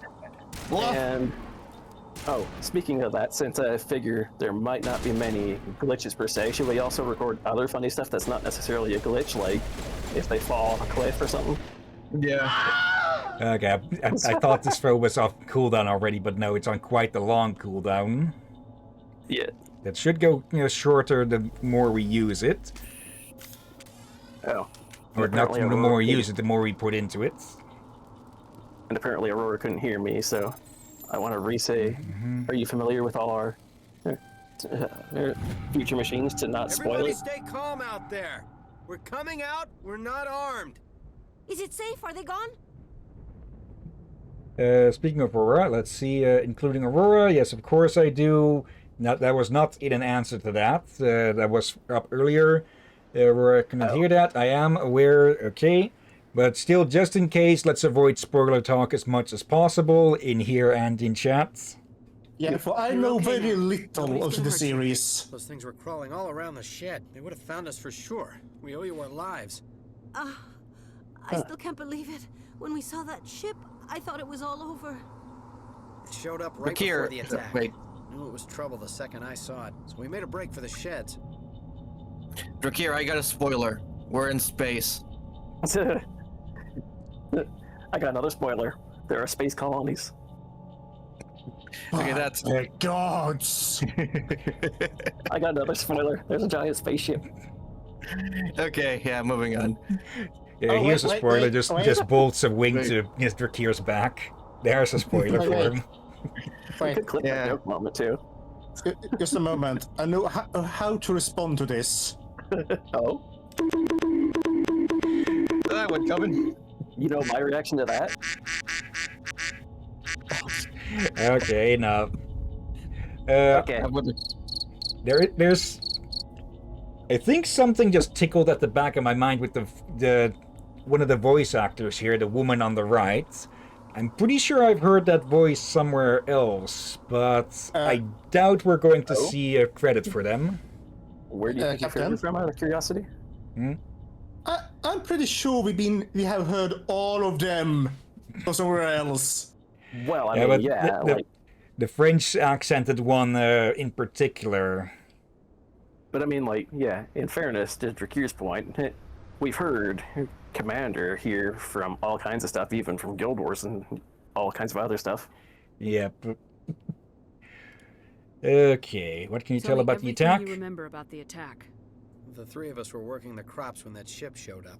We just saw it and ran. I don't know what happened to the rest of the crew. They were by the garage, over near the spaceport, right where that ship came down. No way they survived. You don't know that. We survived. If they made it to the garage, they could have had a fighting chance. There is just somewhere I'm recognizing that voice from, or maybe it's just that type of voice with that accent that's reminding me of something from a cartoon or something. I feel you're right, I'm just not sure where. Okay, what about the beacon? Do you know anything about the Prothean beacon they dug up? We're just farmers. We heard they found something out there, but it never really mattered to us. Not until now.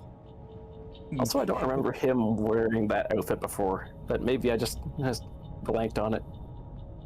Could be. I did put in one mod called the Legendary Edition 1 diversification mod, which added NPCs and outfits all over the place. More stuff. Yay. I probably should have. Maybe I'll just pop in a list of the mods I've got installed earlier in the VOD of this. But yeah, it's mostly just quality of life, cut content, and to add some more life to everything. Yeah. Okay. What about that ship? What else can you tell me about the ship you saw? I was too busy running to get a clear look at it. I think it landed over near the spaceport.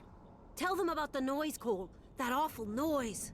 It was emitting some kind of signal as it descended. It sounded like the shriek of the damned. Only it was coming from inside your own head. Are you sure that's what it was? It was probably trying to block communications. Whatever it was, felt like it was tearing right through my skull. Almost made it impossible to think. Okay, that's all we can get from them. I have to go. Hey, Cole, we're just a bunch of farmers. These guys are soldiers. Maybe we should give them the stuff. Jeez, Blake, you gotta learn when to shut up. What, you got the purple stuff? Tell us more. Where are you hiding the drugs? Some guys at the spaceport were running a small smuggling ring. Nothing major. In exchange for a cut of the profits, we let them store packages in our sheds. You're breaking the law, Cole. We're not hurting anybody. Hell, most of the time I don't even know what's in the packages. Just thought there might be something we could use. I found a pistol. Figured it would come in handy if those things came back.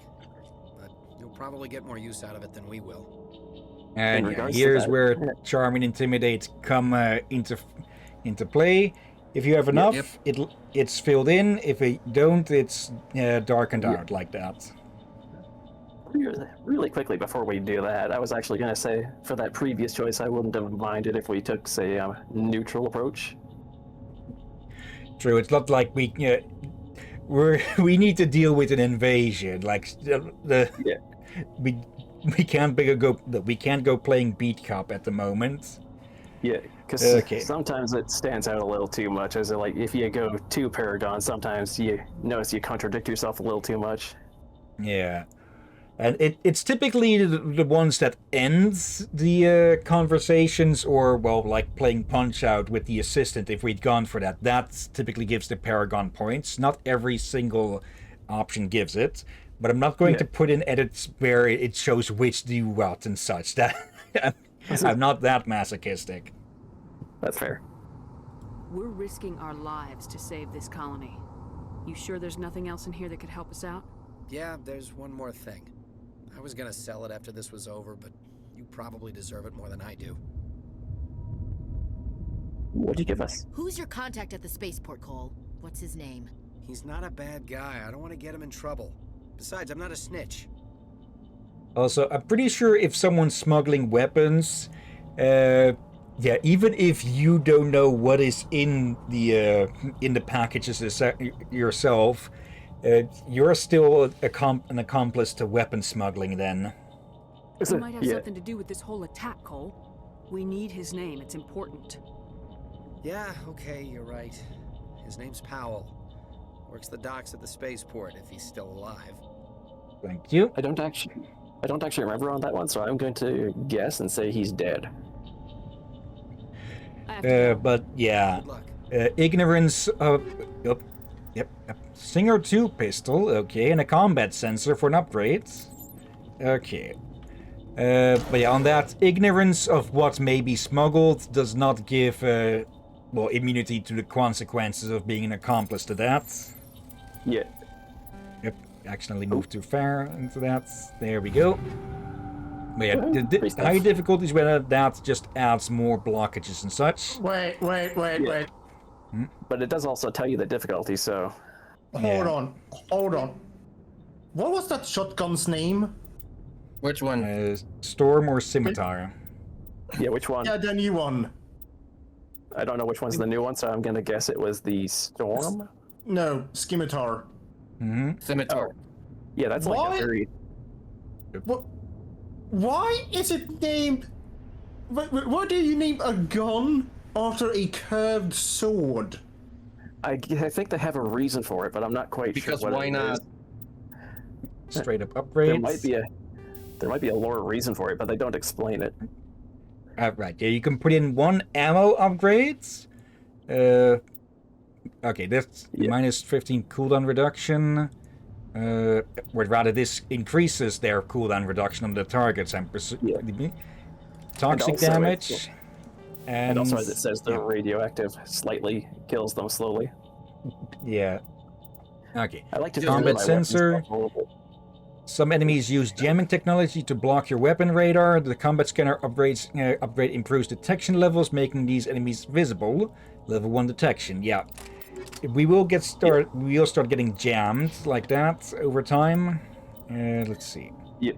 Give you that one. It's a bit better, if a bit less accurate. Nothing there. Give you that one. Nothing better here. Right, grenades. These can also be upgraded. And change type too. Yep. Don't got any other biotic amps. Let's see. Light armor. This is the basic of basics. Yep. Okay. Now then, let's continue on. Also, out of personal preference, in this one I don't think it's an option, but I do like to, in 2 and 3, I like to hide the helmet, because I don't typically like most of the headwear. Yeah, it also, or some of them also, of course, block the character's expressions and such. Yeah. Nothing here. And unless there's a reason for it, like you're in space, I don't usually like having headwear in the way of my character's expressions. It's Nihilus.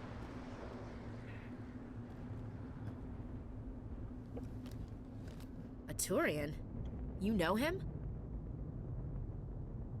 He's a Spectre. He was with us in the normal. Something's moving over behind those crates.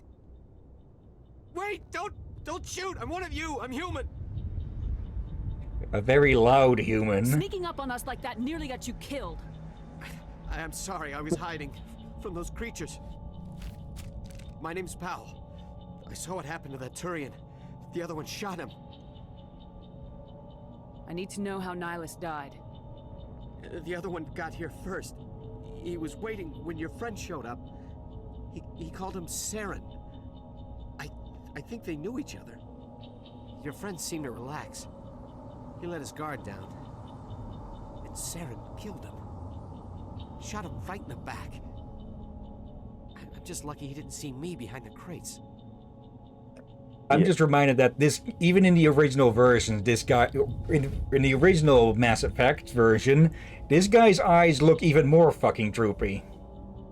Yep. Sleeping on the job, or maybe something after else. He killed Nihilus. He jumped on the cargo train and headed over to the other platform. Probably going after the beacon. I knew that beacon was trouble. Everything's gone to hell since we found it. First that damn mothership showed up, then the attack. They killed everyone. Everyone. If I hadn't been behind the crates, I'd be dead too. I have a nickname for him. Windy. How come you're the only one who survived? Why didn't anyone else try to hide behind the crates? They never had a chance. I was already behind the crates when the attack started. Wait a minute. You were hiding behind the crates before the attack? Sometimes I need a nap to get through my shift. I sneak off behind the crates to grab 40 winks where the supervisor can't find me. You survived because you're lazy? If you hadn't snuck off for that nap, you'd probably be dead just like all the others. Yeah, I guess. I don't really want to think about it. Well, there's your daily dose of survivor guilt. Yeah. Yep. And yet another case where I think we could have gotten away with being a little more rude. Yeah. You're Cole's contact here on the docks for the smuggling ring. What? No! I mean, what does it matter now? So I'm a smuggler, who cares? My supervisor's dead, the entire crew's dead. Doesn't matter now, does it? Anything hidden nearby that we could use against the Geth? A shipment of grenades came through last week. Nobody notices if a few small pieces go missing from the military orders. You greedy son of a bitch. We're out here trying to protect your sorry ass, and all you can think about is how you can rip us off? I never thought you'd actually need those grenades. Who'd want to attack Eden Prime? We're just a bunch of farmers. How was I supposed to know? I'm with the first Just option, give me the definitely. grenades. Chill a little bit, They're head yours. Ash. Take them. My smuggling days are over, I swear. A lot of Marines died here, Powell. Those grenades could have come in handy. If I were you, I'd think of some way to make it up to them. Yeah, okay. There is something else I was saving.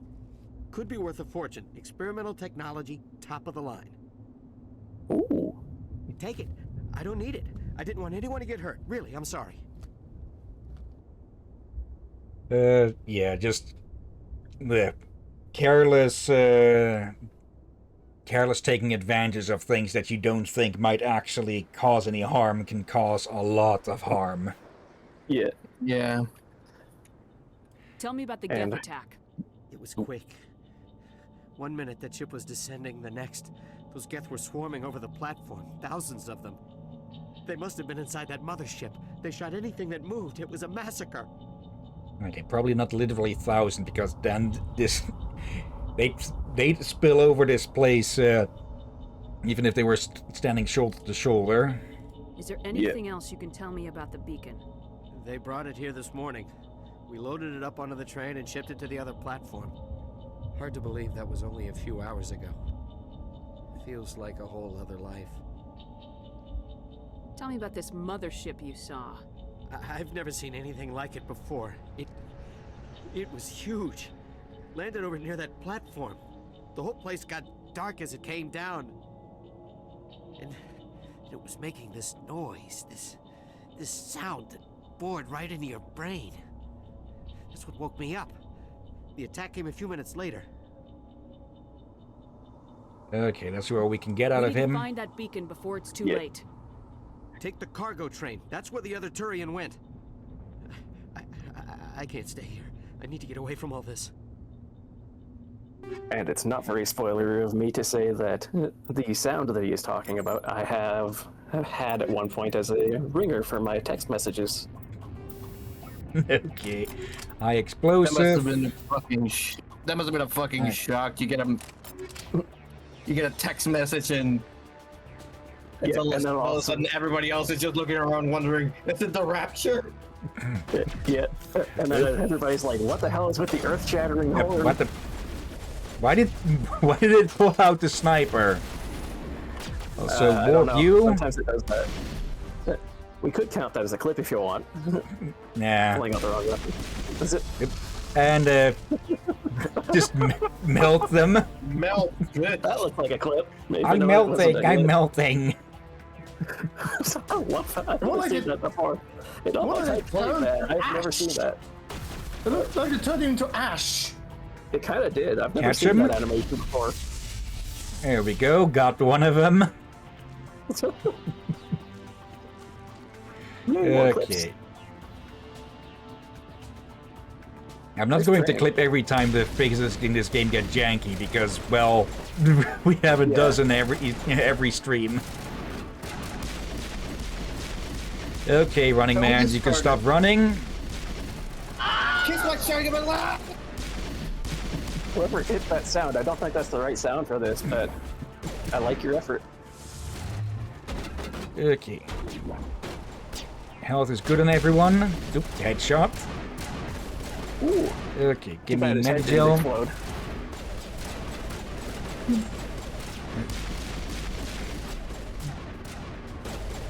Let's see. I know that in the later games you can curve your biotics, but I don't think you can in this one.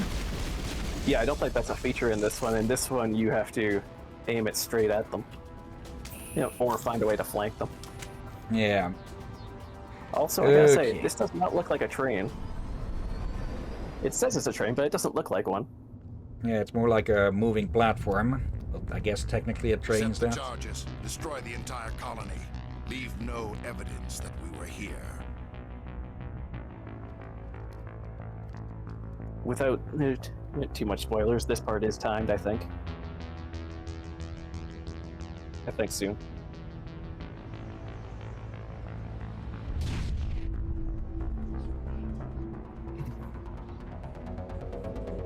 Well, they are putting down explosives that we're going to need to disarm, so yeah, it is definitely timed.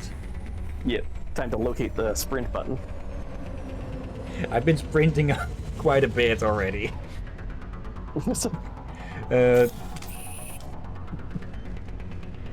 Demolition charges. The Geth must have planted them.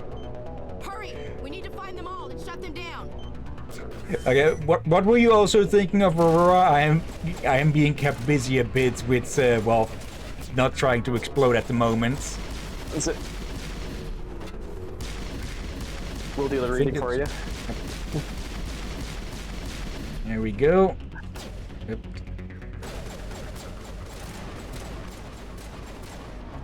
At the risk of being reckless, I tend to just ignore the gunfire a little bit and sprint around a lot more. Okay. Oh wait, I think I know what they're talking about. The the Wizard of Oz, or that Ash Ketchum. Okay, that also worked. Yeah. Wrong one. We missed that. I missed it by a few seconds, but I meant to do that for. If I knew he was gonna throw him off the cliff, I would have pushed that sooner. Sniper.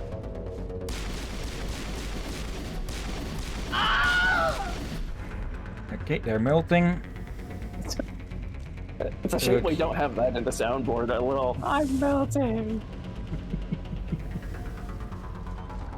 Okay, maybe if we get enough nitro boost at some point or another. Yeah. You want to know the worst part when I first played this game? I got every single one of them except for the one that's like the closest to the train. I was very confused. Like, where the fuck is it? Boom. Did you blew yourself up?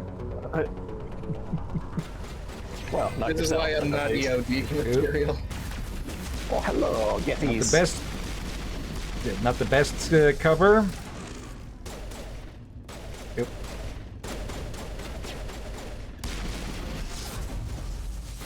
Bye-bye. Oh, and he saw what was happening and decided to piss off. Oh, and well, Eden Prime's no longer in its prime. It's like someone dropped a bomb. Yeah, that does look a bit. Ship landed. I've never seen a ship big enough to leave a landing imprint like that. Not in our fleet. Or anyone else's. This kind of looks like when the Halo Covenant ships blast the planet a little bit, I think. Yeah. Yeah, it looks like it's cracked the crust a bit. Yeah. Well, Homeowners Association certainly gonna bitch about that. Yeah. Assault rifle and sniper rifle. Imagine if you lived somewhere in that area that's on fire and you came home to that and it's like, where's my house? Honey, I'm home? What the fuck happened? He's like, get back from work or something. It's like, where the fuck is my house? It's just a giant flaming crater. Yeah, just, where's my house? Actually, never mind, where's the town? And hello, Painkiller, how are you doing today? Let's see, Mass Effect, another of my buddies is playing this. Okay.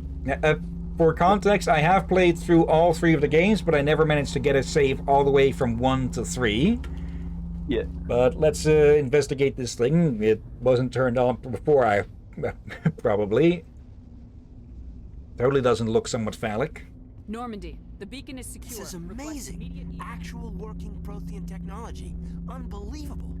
It wasn't doing anything like that when they dug it up.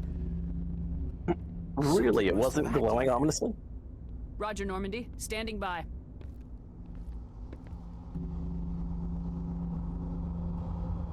Okay, Aiden, don't be a bloody moth. Well, he's about to get zapped.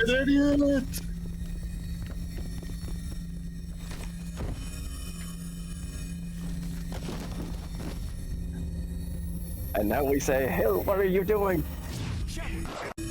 And now we're the one getting zapped.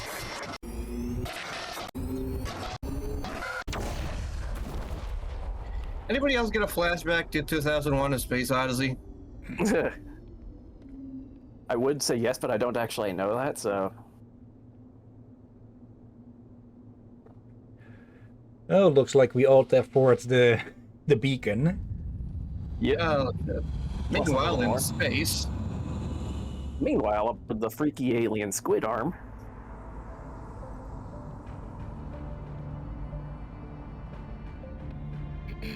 We identified the ship that touched down on Eden Prime. The Normandy, a human alliance vessel. It was under the command of Captain Anderson. They managed to save the colony. And the beacon. One of the humans may have used it.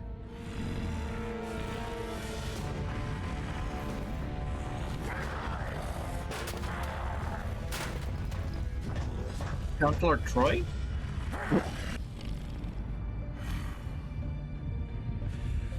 This human must be eliminated.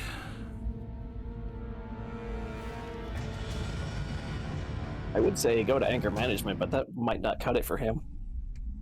Also, blatant boob window. Yep. A little bit, yeah. Doctor? Dr. Chakwas. I think she's waking up.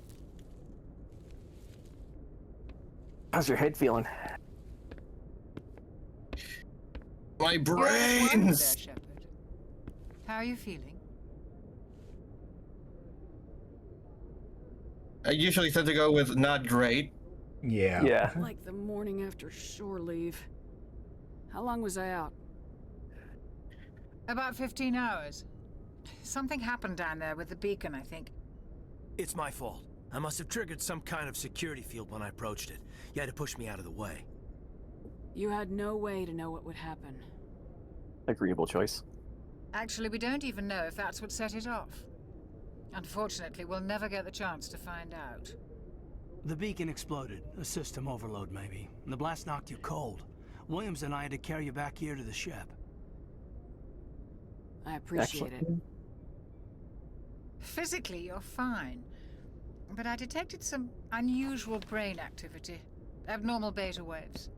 I also noticed an increase in your rapid eye movement. Signs typically associated with intense dreaming. I saw... I'm not sure what I saw. Death, destruction... Nothing's really clear. Typically, I choose the middle option for that. I better add this to my report. It may... Oh, Captain Anderson. How's our XO holding up, Doctor? Well, all the readings look normal. I'd say the commander's going to be fine. Glad to hear. Relatively. Shepard, I need to speak with you. In private. Aye, aye, Captain. I'll be in the mess if you need me. Sounds like that beacon hit you pretty hard, Commander. Are you sure you're okay? I don't like soldiers dying under my command. Jenkins wasn't your fault. You did a good job, Shepard. Did we leave Gunnery Chief Williams back on Eden Prime?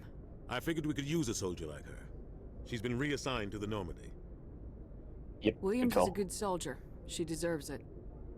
Lieutenant Alenko agrees with you. That's why I added her to our crew. And lastly... Intel dropped the ball, sir. We had no idea what we were walking into down there. That's why things went to hell.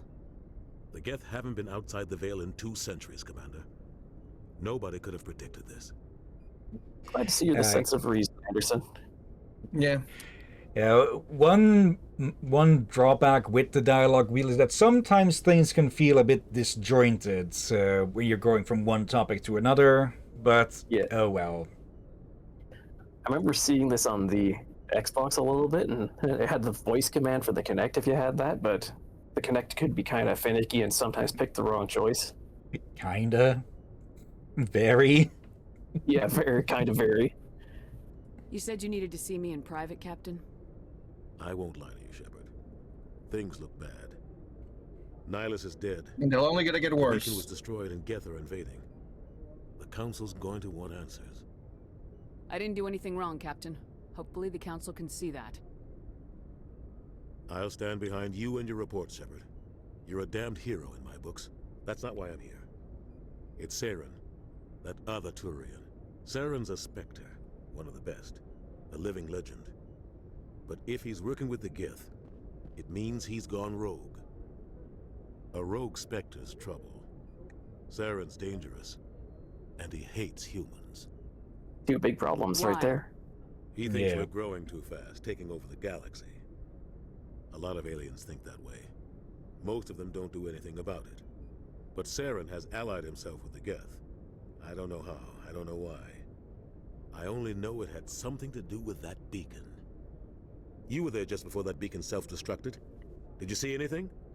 Any clue that might tell us what Saren was after?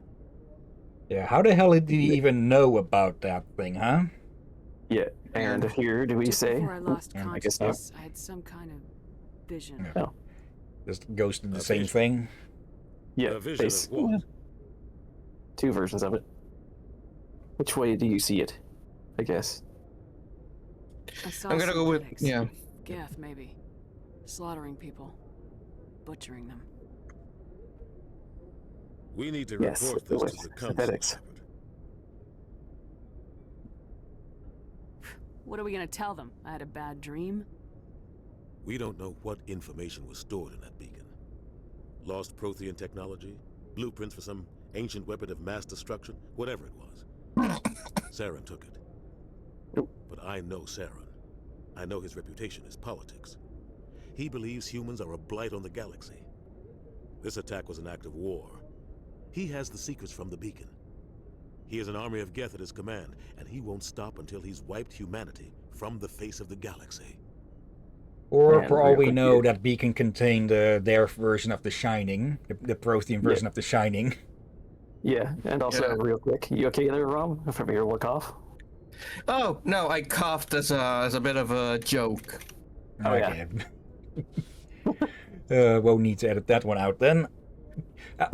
Actually, has there ever been like a science fiction movie or something where some artifact gets dug up, it's researched for decades upon decades, and only for them to discover it's filled with fucking porn or something? I don't think so. But it would be extremely funny that everybody goes through all these troubles and it's just basically intergalactic porn. There may be a joke version of that, like in Futurama or something, but who knows? Probably. Yeah, Like to if be honest. drama, but I do feel like that might have been done in comic dubs and whatnot. Could be. Yeah. Response number, I'll I find don't know how some way many. to take him down. It's not that easy. He's a Spectre. He can go anywhere, do almost anything. That's why we need the Council on our side. We can still do prove it. Saren's gone rogue and the Council will revoke his Spectre status. I'll contact the Ambassador and see if he can get us an audience with the Council. He'll want to see us as soon as we reach the Citadel. We should be getting close. Head up to the bridge and tell Joker to bring us into dock. Okay, Also- that would have been the option to get the Paragon points, but there you can get more. You can get way more points in the game than are needed to fill it out. So you could probably fill it either of these out like twice over, perhaps, or maybe 1.5 times. Yeah. That's kind of good, I say, for... Yeah. Some games are stingy about those. Yeah. And also, as a non-spoiler thing, I will say I like Joker better in Mass Effect 2 and 3 than I do in 1. Yeah, it is the first game after all, so of course there's early game, early franchise wackiness and such. Yeah, he's still funny and he still lives up to his name in the first game, but I prefer his sense of humor better later. Roughly 1,200, 50,000 years ago, the Protheans were the only spacefaring species in the galaxy. They vanished in a swift galactic extinction. Only the legacy of their empire remains. They are believed to have built the mass relays and the Citadel, which have allowed numerous species to explore and expand throughout the galaxy. Prothean ruins are found on worlds across the galaxy.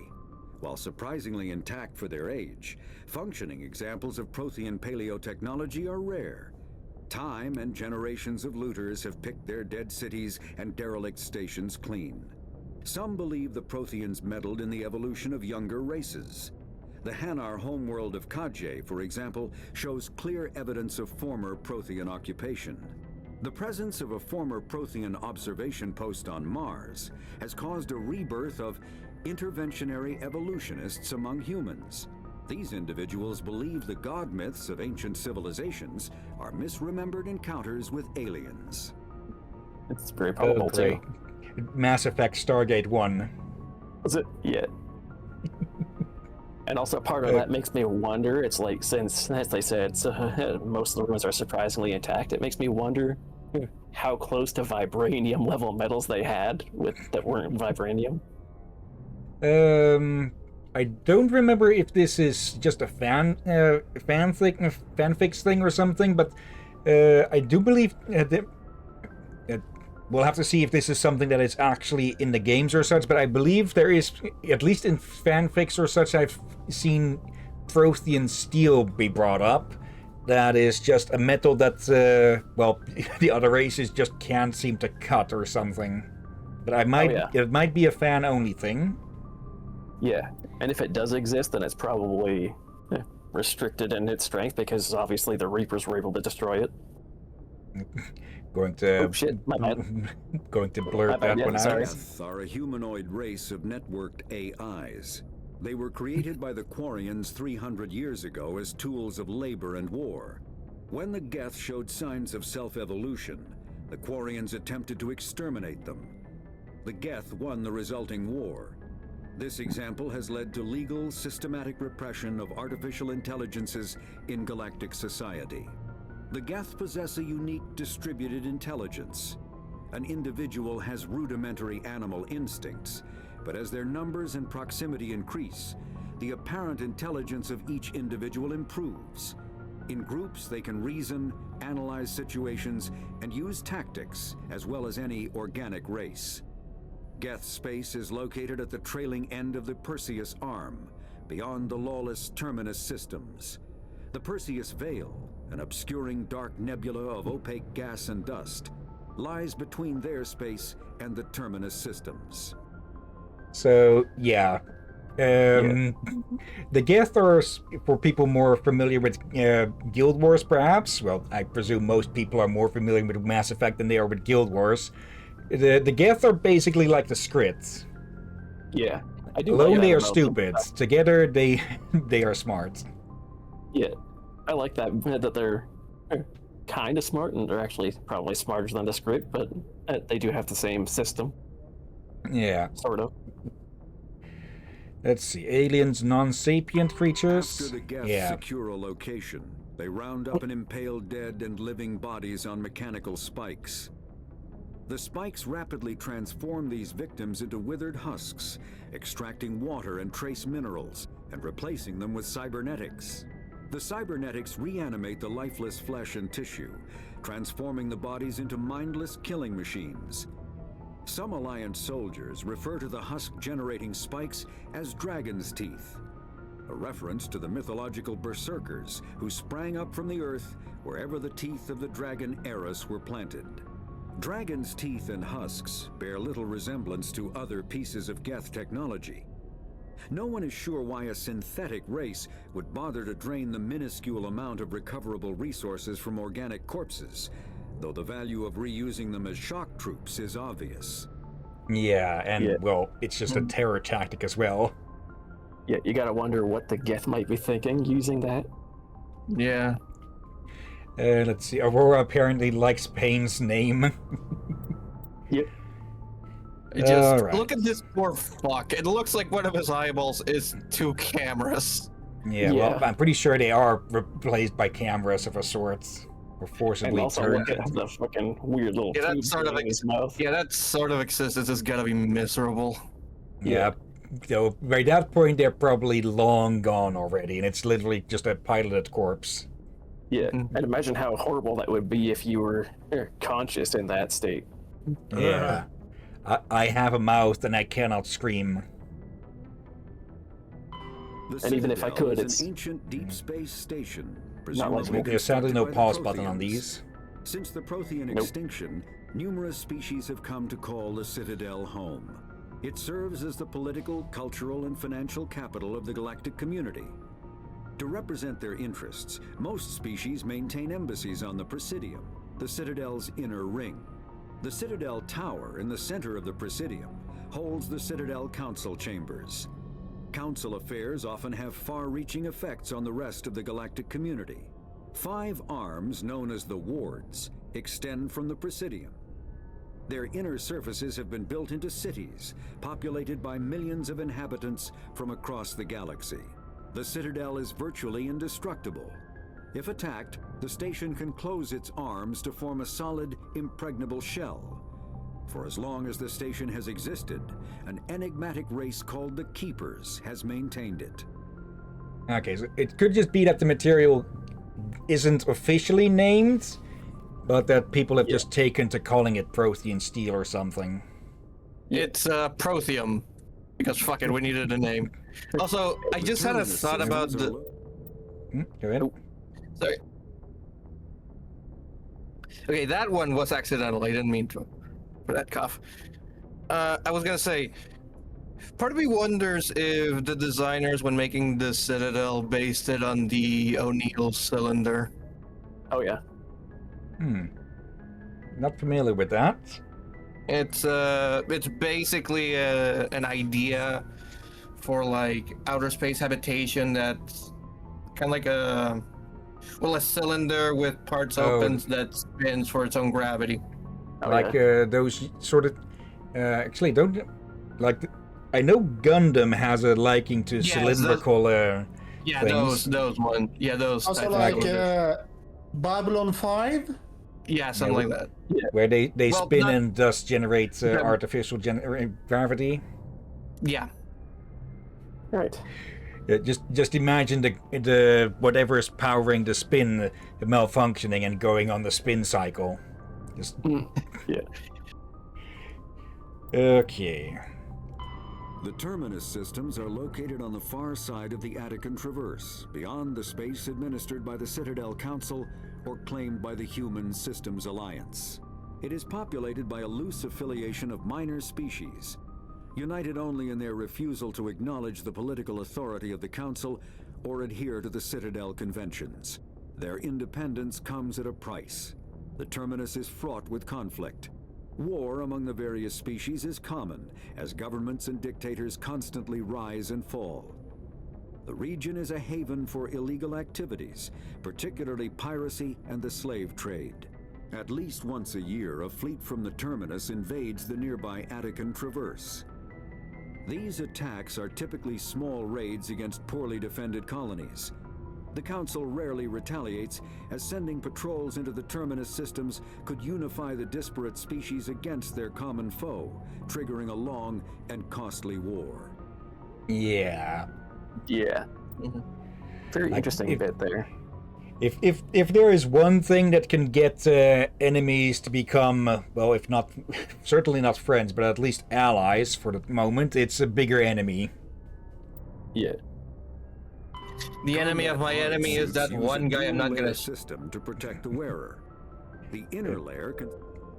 the enemy of my enemy makes for a good meat shield. Yeah. The same freaking thoughts.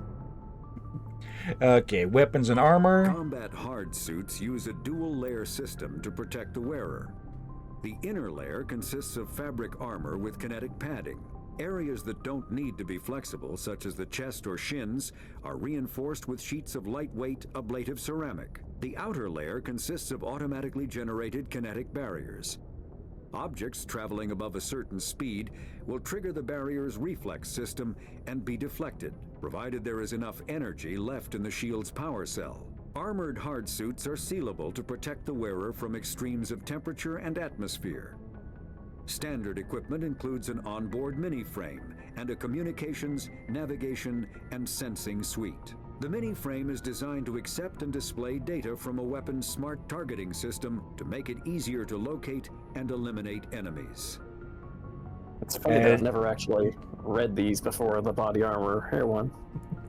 Yeah, this one about the kinetic barriers gets brought up a lot in fanfics. But yeah, it has to be above a certain speed, like it says here, because otherwise, if you were to try and sit down on a chair, it would launch the chair across the room, or at least try to quote-unquote deflect it and waste all of its energy on that. Yeah. But if someone were to throw a chair at you, then that would probably trigger it, but it wouldn't be strong enough to reflect something that size. Yeah, at the very least, it might trigger a small bounce and be like, "Oof, gone." Yeah, as to why, we'll find out when we get the data on the actual weapon systems. And Oscar is back again. Kinetic barriers, more commonly called shields, provide protection against most mass accelerator weapons. Whether on a starship or a soldier's suit of armor, the basic principle remains the same. Kinetic barriers are repulsive mass effect fields, projected from tiny emitters. These shields safely deflect small objects traveling at rapid velocities. This affords protection from bullets and other dangerous projectiles, but still allows the user to sit down without knocking away their chair. The shielding afforded by kinetic barriers does not protect against extremes of temperature, toxins, or radiation. Okay, so that's where they all get that from. Yeah, and my question there is, like, did they have to go through a phase where they tested it and chairs kept going out of the room?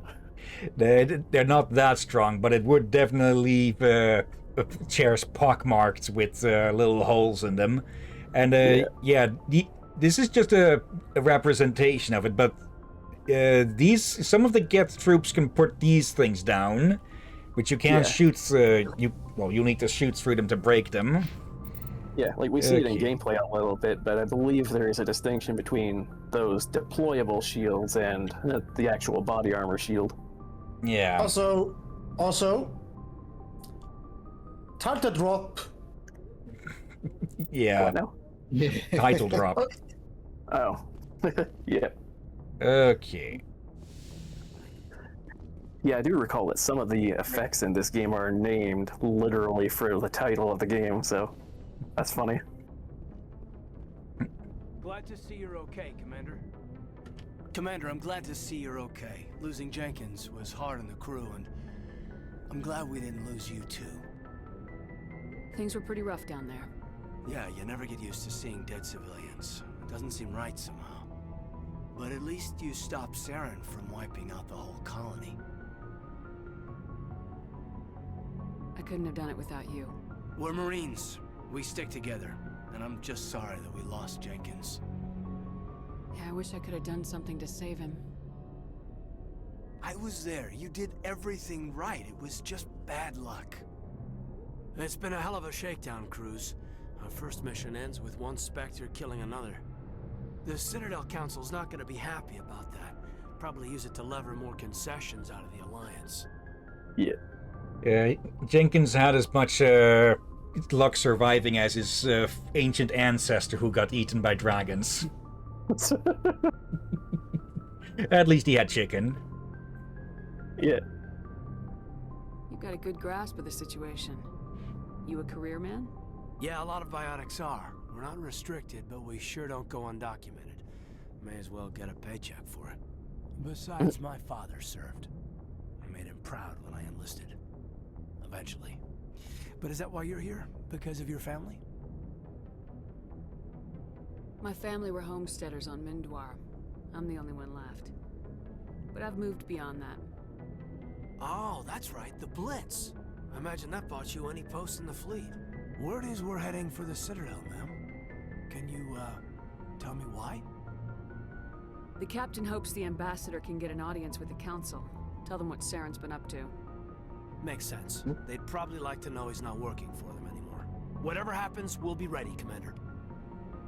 I like how every time it comes up, your character elaborates a little more on their background. On both ends of it. Now Ink is in the room as well. She wants to get into the closet. Oh my. Chakwas? I'm glad to see you're feeling better, Commander. Ink, if you want to just freaking jump already. Like, she's doing that hesitating thing where she's just standing up against the ledge. Yep, she was doing it right freaking there. Sits down again, then stands up to lean against it again, and to never jump at any point. Trying to make up her mind, but can't. Yeah. And Oscar's just keeping an eye on her. Apparently these two have been having disagreements or something. Where the fuck did she... She jumped in when I wasn't looking, of course. But yeah, I'm pretty sure I've talked about him before in the past, but there's a cat that's just, for some reason, every few months visits the area, even though he lives like a few kilometers away. And I don't know what exactly it is, but whenever he is in the area, Oscar gets very anxious. And I'm guessing that anxiousness has led to, well, him and Ink having falling outs or something. Yeah, it's not quite that far away, but there's a cat around my place like that too. Let's see. How did you end up serving on an Alliance ship? I enlisted right out of med school. Earth always seemed boring to me. Too safe, too secure. I figured the colonies were teeming with exotic adventure. I wanted to travel the stars, tending the wounds of tough soldiers with piercing eyes and sensitive souls. Turns out military life isn't quite as romantic as I'd imagined. But humanity needs the Alliance if we want to keep expanding through the Traverse, and the Alliance always needs good doctors. So I stayed on to do my part. Ever think you made the wrong choice? Sometimes I think about opening a private practice back on Earth, or maybe taking a position at one of the new med centers out in the colonies. But there's something special about working on soldiers. If I left the Alliance now, I'd feel like I was abandoning them. What do you know about Captain Anderson? I've served with him for a few tours now. He knows when to let things slide and when to crack the whip. The crew knows he's seen pretty much anything they'll ever run into. And he cares about the people under his command. Okay, either I'm hearing something from outside, or Ink is making whimpering noises or something. Not whimpering, more like a... Okay, it seems to be coming from outside, I think. Oh, yeah. But yeah, Ink is in one of those phases again where she just wants to get up high somewhere for some freaking reason. Like, they've both been snipped in their way, of course, because one male, one female. So it's not heat or anything, but for some reason, sometimes she just wants to be up high somewhere.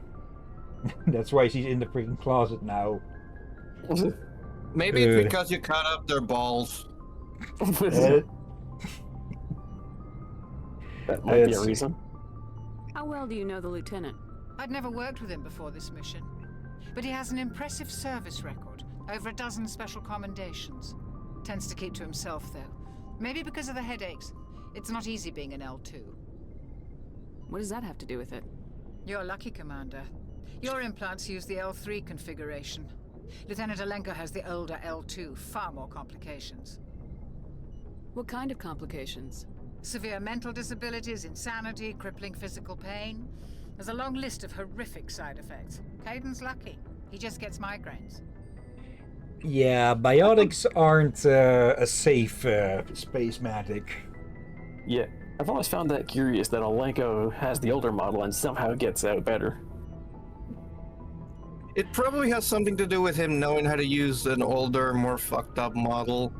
Yeah. I think he explains it a little bit, I'm just not sure when. I think it's on this game, just later. We'll have to see. Goodbye, Commander. Okay, and yeah, we get codex and experience for chatting with the crew, so may as well do that at every opportunity that we can. Yeah. Basically, anytime you see a little circle over something, it's a good chance to investigate. Yeah. And some of those, like here, some of these will only... I think it's a bit random when they can become interactable and such, because I know, or I think I know, that one of these becomes interactable at one point to get some info. Yeah, it looks like, yeah, that one looks like it. Yeah, you got something in the codex. Yeah, a fair number of them have predetermined times that they show up, but usually There might be a few random ones. I'm glad you're okay, Commander. The crew could use some good news after what happened to Jenkins. Jenkins was a valuable part of this crew. Part of me feels guilty over what happened. If Jenkins was still alive, I might not be here. You're a good soldier, To be fair, Williams. You belong on the Normandy. Thanks, Commander. That means a lot from you. I've never met anyone who was awarded the Star of Terra. Go ahead. I was gonna say, well, on the upside, you actually have some degree of characterization, which means we can't use you as a meat shield, so consider yourself lucky. Yeah. Okay, and ink is gone. And not to mention, Ashley is not the best choice for a meat shield anyway.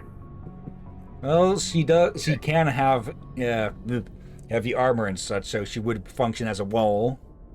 Yeah. No, the ink has left the room, and I'm not sure if I've brought this up much, but ink is practically incapable of stealth or something. I don't know why, but whenever she's walking, it's more like she's stomping or something. Like she is very easy to hear coming. That's kind of funny. It's not even that she's fat or anything. She just puts a lot of weight in her fucking steps. Yeah, just very heavy-footed. Yeah. Things were pretty rough down there. Are you okay? I've seen friends die before. Comes with being a Marine. But to see my whole unit wiped out, and you never get used to seeing dead civilians. But things would have been a lot worse if you hadn't shown up. We couldn't have done it without you, Williams. Thanks, Commander. I have to admit, I was a little worried about being assigned to the Normandy. It's nice when someone makes you feel welcome. I think you're gonna fit in here just fine, Williams. Thanks, Commander. Okay, another +2 Paragon. She'll certainly fit in better than some other people. Yeah, it is mostly the lost ones that give info, or give Paragon, or Renegade. Go speak to Joker when you're ready. Tell him to bring the Normandy into dock. Are we ready to launch the ship then? Or are we still investigating? Let's see. We could actually let's check around downstairs. Yep. Check out the cargo hold. Yeah. Let's see what's in the cargo hold. It's Oscar still on the beds. I'm not sure when we'll get to use it, but the Mako, I like that. That's my favorite part of this game too. Yeah. It's a stupid car. In the Normandy's vehicle bay, using a squad member's locker allows you to assign equipment to them. New equipment may be purchased from the requisition officer, who would normally be over there, I think. Or no, here they are. I noticed something with you on this stream, Captain. Oh? You've been sometimes using the arrow, the computer arrow, as a laser pointer during, what was it called? The Codex? No, something you do in, like on a lecture. Oh, yeah. Like a laser pointer? Or, what are those instruction ones again? One's called or also something? works. Laser pointer, point the... Baton? Thingy. Don't use a baton on a lecture! Why not? Well, a stick is a stick. It's basically a ruler. Yeah. Now the Codex, and the Rex officer. Hey, Commander. Looking for some extra supplies before you head out? What have you got? Whatever you want. Armor, weapons, mods. It's not standard Alliance issue, but that's not necessarily a bad thing. Well, as long as you don't mind paying for it. Why should I pay you for my weapons and armor? My stuff doesn't come from the Alliance. I have to purchase it myself, and it's not cheap. Hell, the licenses alone have set me back more than I'd like. But no licenses, no goods. Without the goods, I'm out of a job. Yeah, he's basically a merchant we've got on the ship. I will note that it's a better idea to avoid him a little bit if you can sometimes, because his stuff is, like, I think, marked up a little bit. Wouldn't surprise me. What are licenses? Why do you need them? Manufacturers sell licenses. Each license allows me to buy and sell a certain brand of products. I already have several basic ones, but you'll need to buy more if you want me to bring in different brands. Many of the best licenses are hard to get, but they're well worth the cost if you can find them. Okay, I think this is new, or maybe from one of the mods, but those discs on the table, I'm guessing those show which licenses we have and which not.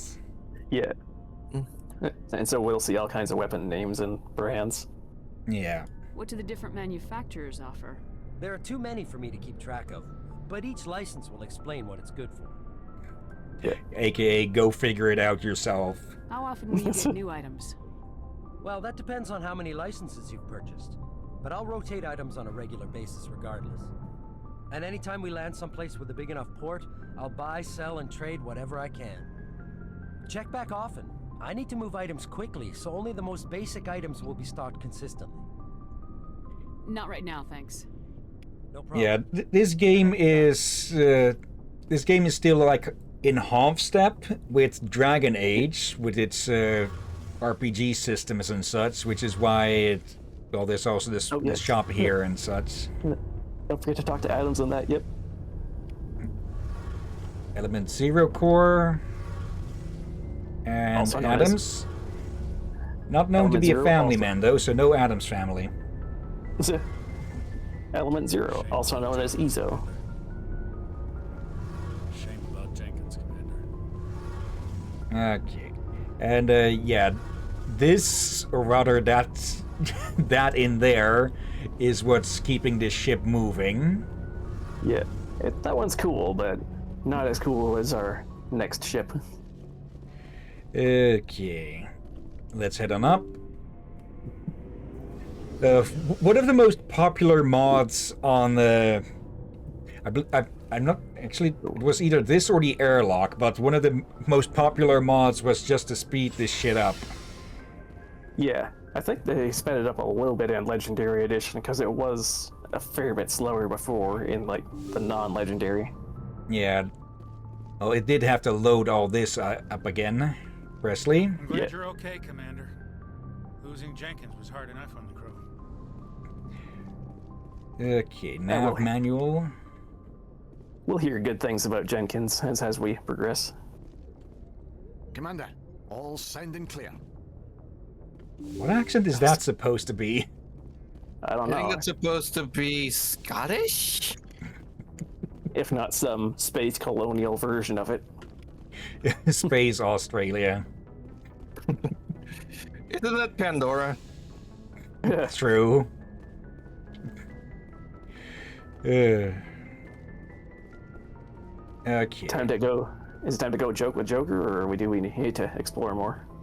That is all we can take a peek at here, it seems. So... look up a little bit just in case. I believe you can... Nope. I believe at one point there is something you can interact with here, but it's not here timing, now. Commander, I was just about to bring us into the Citadel. See that taxpayer money at work.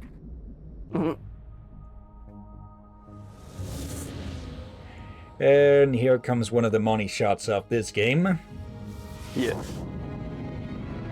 Parking fees here must be a bitch. Yeah.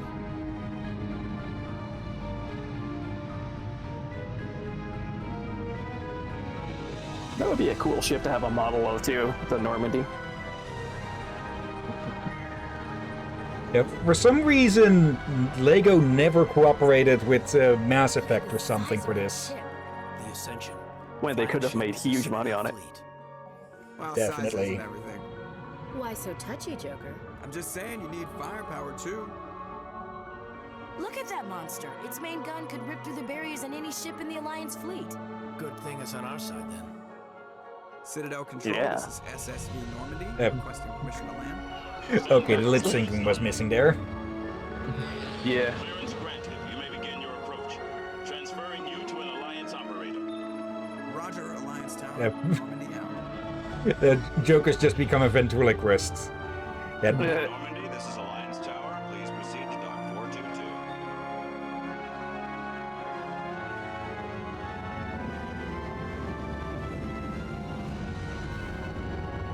Okay, careful. Careful. Oh, shit! Crunch. Just a long scratching noise. Ah, fuck, we're gonna have to repaint the hull. I ain't paying for that. This is an outrage! The Council would step in if the Geth attacked a Turian colony? The Turians don't found colonies on the borders of the Terminus systems, Ambassador. Humanity was well aware of the risks when you went into the Traverse. What about Saren? You can't just ignore a rogue Spectre. I demand action! You don't get to make demands of the Council, Ambassador. Citadel Security is investigating your charges against Saren. We will discuss the CSEC findings at the hearing, not before. Captain Anderson, I see you brought half your crew with you.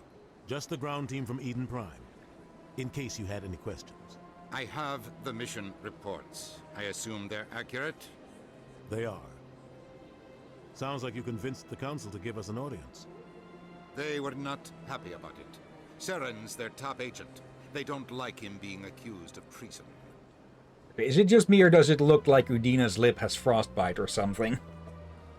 Maybe a little bit. Maybe just a shitty mustache. Yeah, it must be an older graphics thing, but... Yeah, I did try to update the textures, but that just started taking forever, so I'll probably do that when I have enough time to let that finish its whole way. Yeah, it'll get better. Saren's a threat to every human colony out there. He needs to be stopped. The Council has to listen to us. Settle down, Commander. You've already done more than enough to jeopardize your candidacy for the Spectres. The mission on Eden Prime was a chance to prove you could get the job done. Instead, Nihilus ended up dead and the beacon was destroyed. That's Saren's fault, not hers. Then we better hope the CSEC investigation turns up evidence to support our accusations. Otherwise, the Council might use this as an excuse to keep you out of the Spectres. Come with me, Captain. I want to go over a few things before the hearing. Shepard, you and the others can meet us at the Citadel Tower, top level. I'll make sure you have clearance to get in. And that's why I hate politicians. Okay. To him I say... Ooh, sorry. But yeah, to him I say, Udina, get that stick out of your... It looks like he has dust on his face or something. I saw a message there from the game. It said, "Please do not turn off your computer." Yeah, for saving. It doesn't have time for saving. Like, it's kind of strange. Who would just turn off the computer in the middle of the game? You never know. Yeah, because some people are just fucking stupid. Yeah, challenging one. Yeah, top side. Here we go. Alliance patrol reports. Captain Hendrickson reported some unusual energy readings during a patrol of the Argos Row cluster. She had particular concerns about the Hydra system, but was recalled before her team could investigate further. No patrols are scheduled for that sector. Do we want to send in a recon team? Okay, it seems that the mouse gets a bit finicky once you get towards the halfway up the circle, it seems. Because it started moving down when I was trying to move it up. Yeah, I think that's another reason why I prefer the controller for some segments. Yeah. I understand what you're saying, but Oh, these two. allegations are very serious. I can't just... This is serious. My reputation is at stake. I spoke with the consort in confidence, and her alone, and she betrayed that confidence. All right. I will look into it for you. In the meantime, do not do anything rash. Yeah, basically everyone likes this species. Also, something I probably should have asked 2.5 hours ago. How is the audio mixing on your end, Aurora? Like, the game not too loud or too soft? Yeah, is everything alright over there? And, yeah, normally this place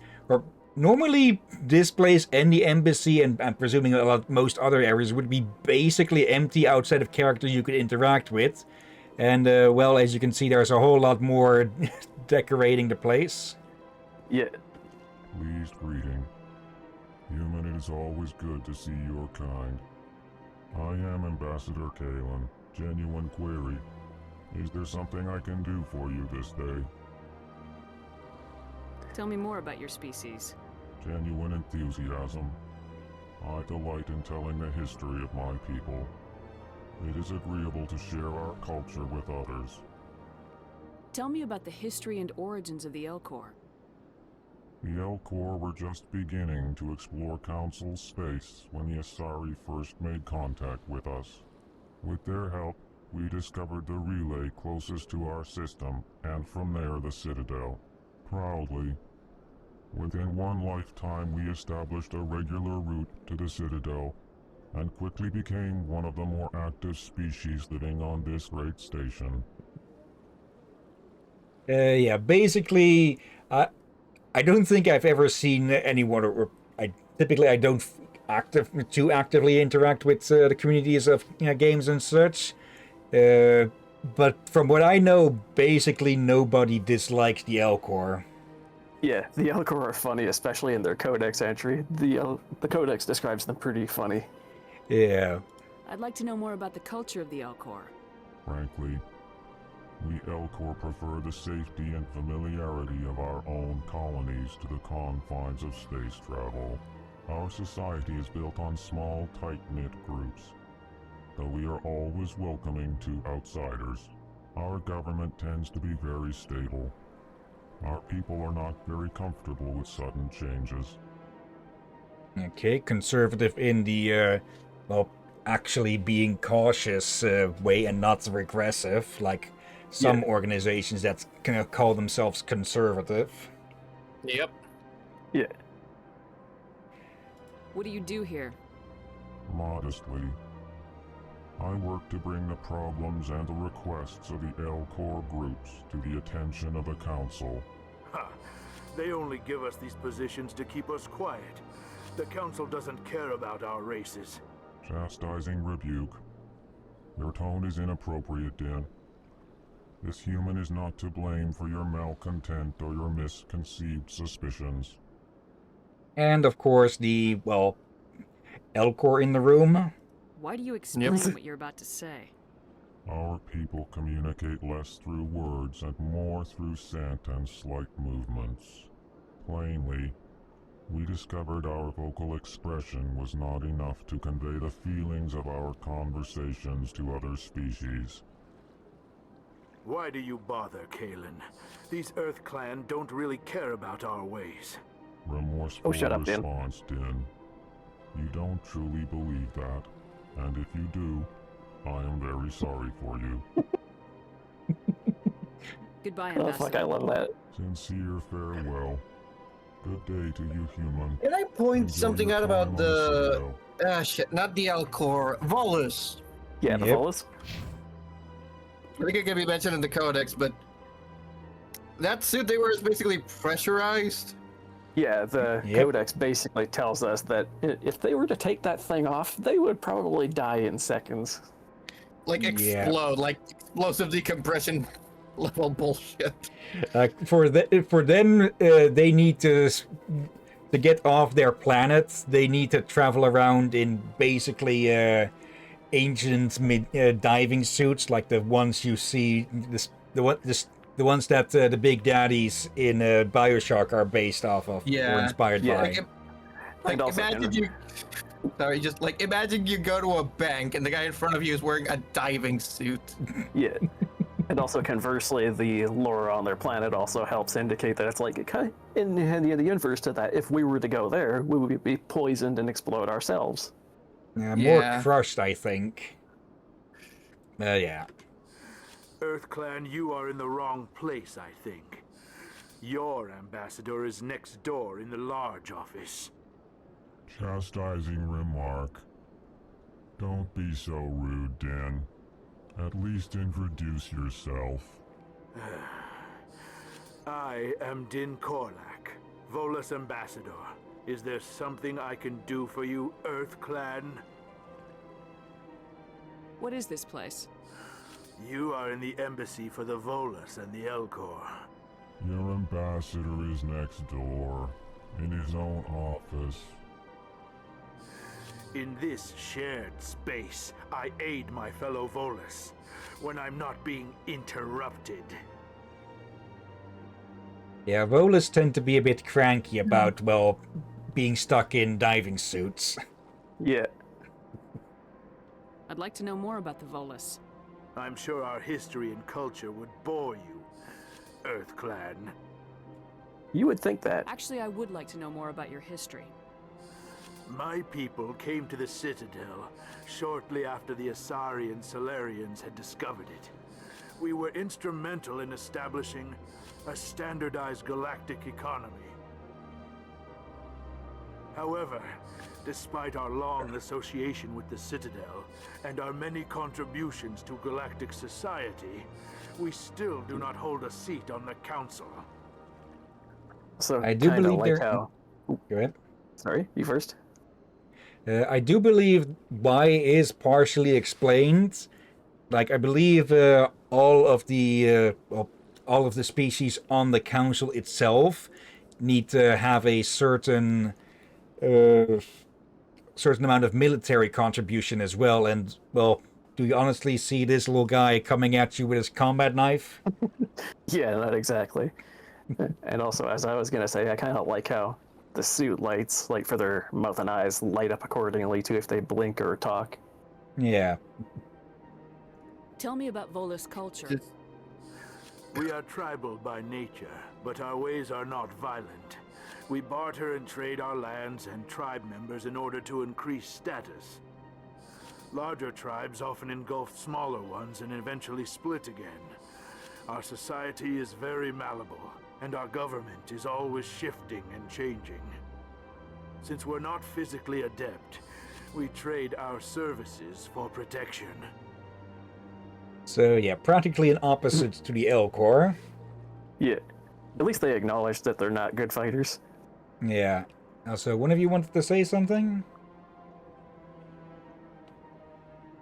I guess I thought I interrupted you. I guess not. Yeah, but I just looked at the time now. Yeah. I've been glancing at the time. We might have time to finish the embassy chat, but... Yeah, I just not wanted too to much point after. out something I read somewhere. Hmm? You know how when you tell someone to calm down, you tell them to take a deep breath? Yeah. Yeah, tell that to a Volus and they take it as an insult to their family and their lives. Yep. What is it Very you do prideful here? critters. I look out for the best interests of the Volus people. No easy task considering how often we are overlooked by the Council. Chastising rebuke, Dan. The Council favors your species greatly. You are naive. The Earth Clan will be invited to the Council long before our species will. Why aren't the Elcor or Volus part of the Council? All species must prove themselves before they join the Council. All but the Earth Clans, it would seem. Dismissive. Ignore the Volus ambassador, human. He is incorrect in his assessment. Yeah, Really? How long have we been waiting? How long do you think we'll continue to wait? Bah, this talk is wasted on the humans. Bah, humbug. He'll be visited by 3 spirits of financial troubles, past, present, future, tonight. Also, just to point out, humanity met the rest of the galaxy because the rest of the galaxy decided to shoot at them and they shot back. Yeah. They kind of don't want that things to go sideways. Yeah, so the only reason they got prioritized was because it was like, everyone was like, whoops, we accidentally shot at you. Jesus fuck. You seem to have They're a bit lucky of a they chip didn't on get your the shoulder, votes. Din. You humans are new to the Citadel, and yet the Council has granted you great favor. Chastising rebuke, Din. Your species has always been granted many concessions. Volus territory has expanded tenfold since coming to the Citadel. Details. we still have no real say in the decisions that affect Citadel space. That's the one I just asked. Goodbye, Ambassador. Yes, yes. Yep. Good day, Earth Clan. Oh, yeah, I almost forgot that thing they say, Earth Clan, that's just referring to humans, and they say it like depending on like it's not meant as an insult, so yeah. They talk to a Turian, they'd say, fuck, I forget the name of their home world, but it'd be Homeworld Clan. Yeah. Also, the way that he described their culture, it made me think of fucking Rimworld. Oh god, headcanon. The reason the Volus exist is because of one player's really gone sideways Rimworld run. Which is also kind of funny because there are in the works Mass Effect mods for Rimworld. Yeah. Those are actively being worked on. Yeah. Imagine how messed up that game would be with both Mass Effect races and Rimworld insanity.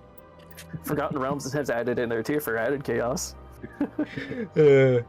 Crossover Mass Effect and Rimworld, where Shepard is just decked out with full archaeotech implants. Yep. Seeing as one of those is one of those archaeotech arms is said to be strong enough to crush tree trunks.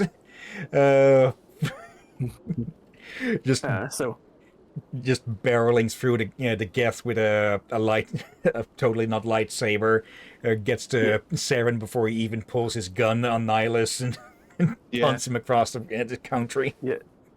Also, do we want to talk to the head council real quick, or do we want to wrap things up? I think we can wrap things up here for the moment, and, well, get started on that next time. Fill in some codex entries meanwhile. Wait, on Thursday? That might be problematic too. Well, Christmas and all. Yeah, if we can delay it for another time, like maybe do a bonus stream day, that might be better for me because I'm not sure if I'll be available Thursday. Yeah. Friday? Maybe Friday, otherwise Sunday. And I wanted to bring this up earlier, but why the fuck does my shotgun look like a rotary grenade launcher? Because that specific model of shotgun has that setup. Yeah, it's kind of like that, and also preferably Sunday, I think, for me. Okay. That'll give me time to get the textures installed and such. Did you save? Yeah, twice. Yep. Okay, one of these mods here, it's not being shown here for some reason. There's a decent amount of outside some books and such that were released with this game, and one of the mods I installed should add in some codex pages for stuff related to that. But it doesn't seem to. Either I missed it, or something else is going on with it, or maybe we just didn't run into any of that yet. Yeah. Okay. And for now, that'll be it for Mass Effect for today. We'll have to see if we continue this week or next week. Cool. But at the very least, if we do stream tomorrow, it'll have to be in the evening, probably, because of a family event. I'll just name it as that. Ready? So yeah, we won't be able to stream in the afternoon. And we moved the Wednesday streams to evening already. I forgot because I have tomorrow off because of that. Because of the family event already. Yeah, question is, are we still? We usually only able to start at 18:00 as we want to. Yeah, we'll have to see.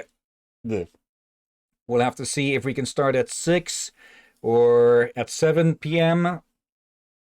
Or, well, if we can even stream at all. I'm still too freaking used to streaming Zenless in the afternoon. Enough. Okay, but yeah, for now, I am kind of happy with the background, with the wallpaper I found for this. I might try swapping it with something animated, just to see if I can get that to work. Hang on. Yeah, this is a pretty good wallpaper for sure. And I've maintained that if we can, we should find little Mass Effect races armors for each of us. Swear to God, I know there's a Mass Effect Legendary Edition. I remember being able to make your own poster. Okay. second. Well, if you do find that ROM, you can DM it to me. For now, though, let's go look for someone to raid. So let me use this new browser, because, well, Firefox seems to be going down the AI bullshit rabbit hole, so moving away from that. Let's see. It's a bit busy, but can still read all of these out. Checking who we've raided recently. I think we raided Pika last time. And I forgot to add them to the list, so I'll just add that now. Let's see. We've got Ray Sonia, who is playing Balatro. Cider Delish, with Hollow Knight. Hisaya Rosier. They are playing Pandora's Tower. Not sure if I'm familiar with that one.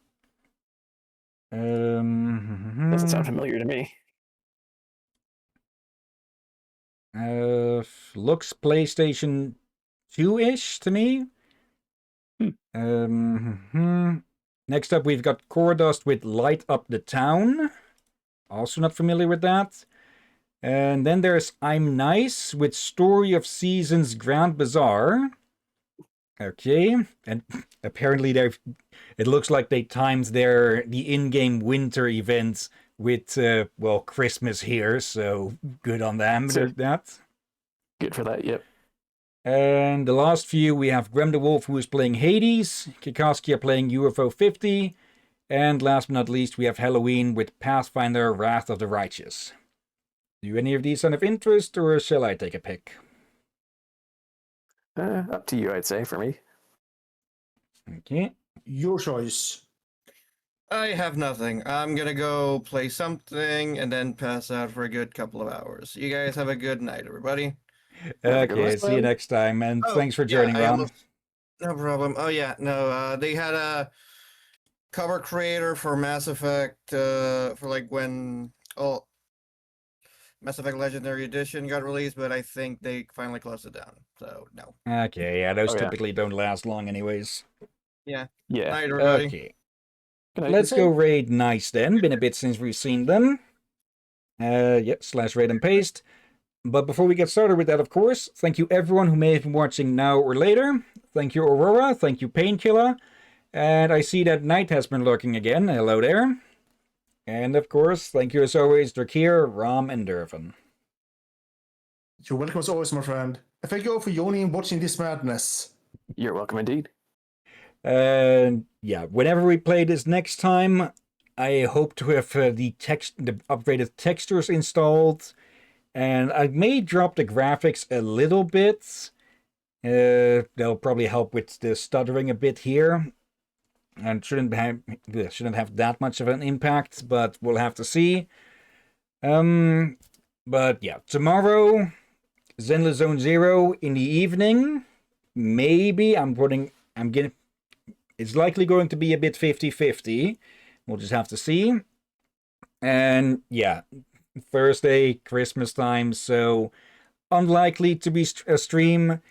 But maybe if I do find time, I might just do something for shits and giggles or something.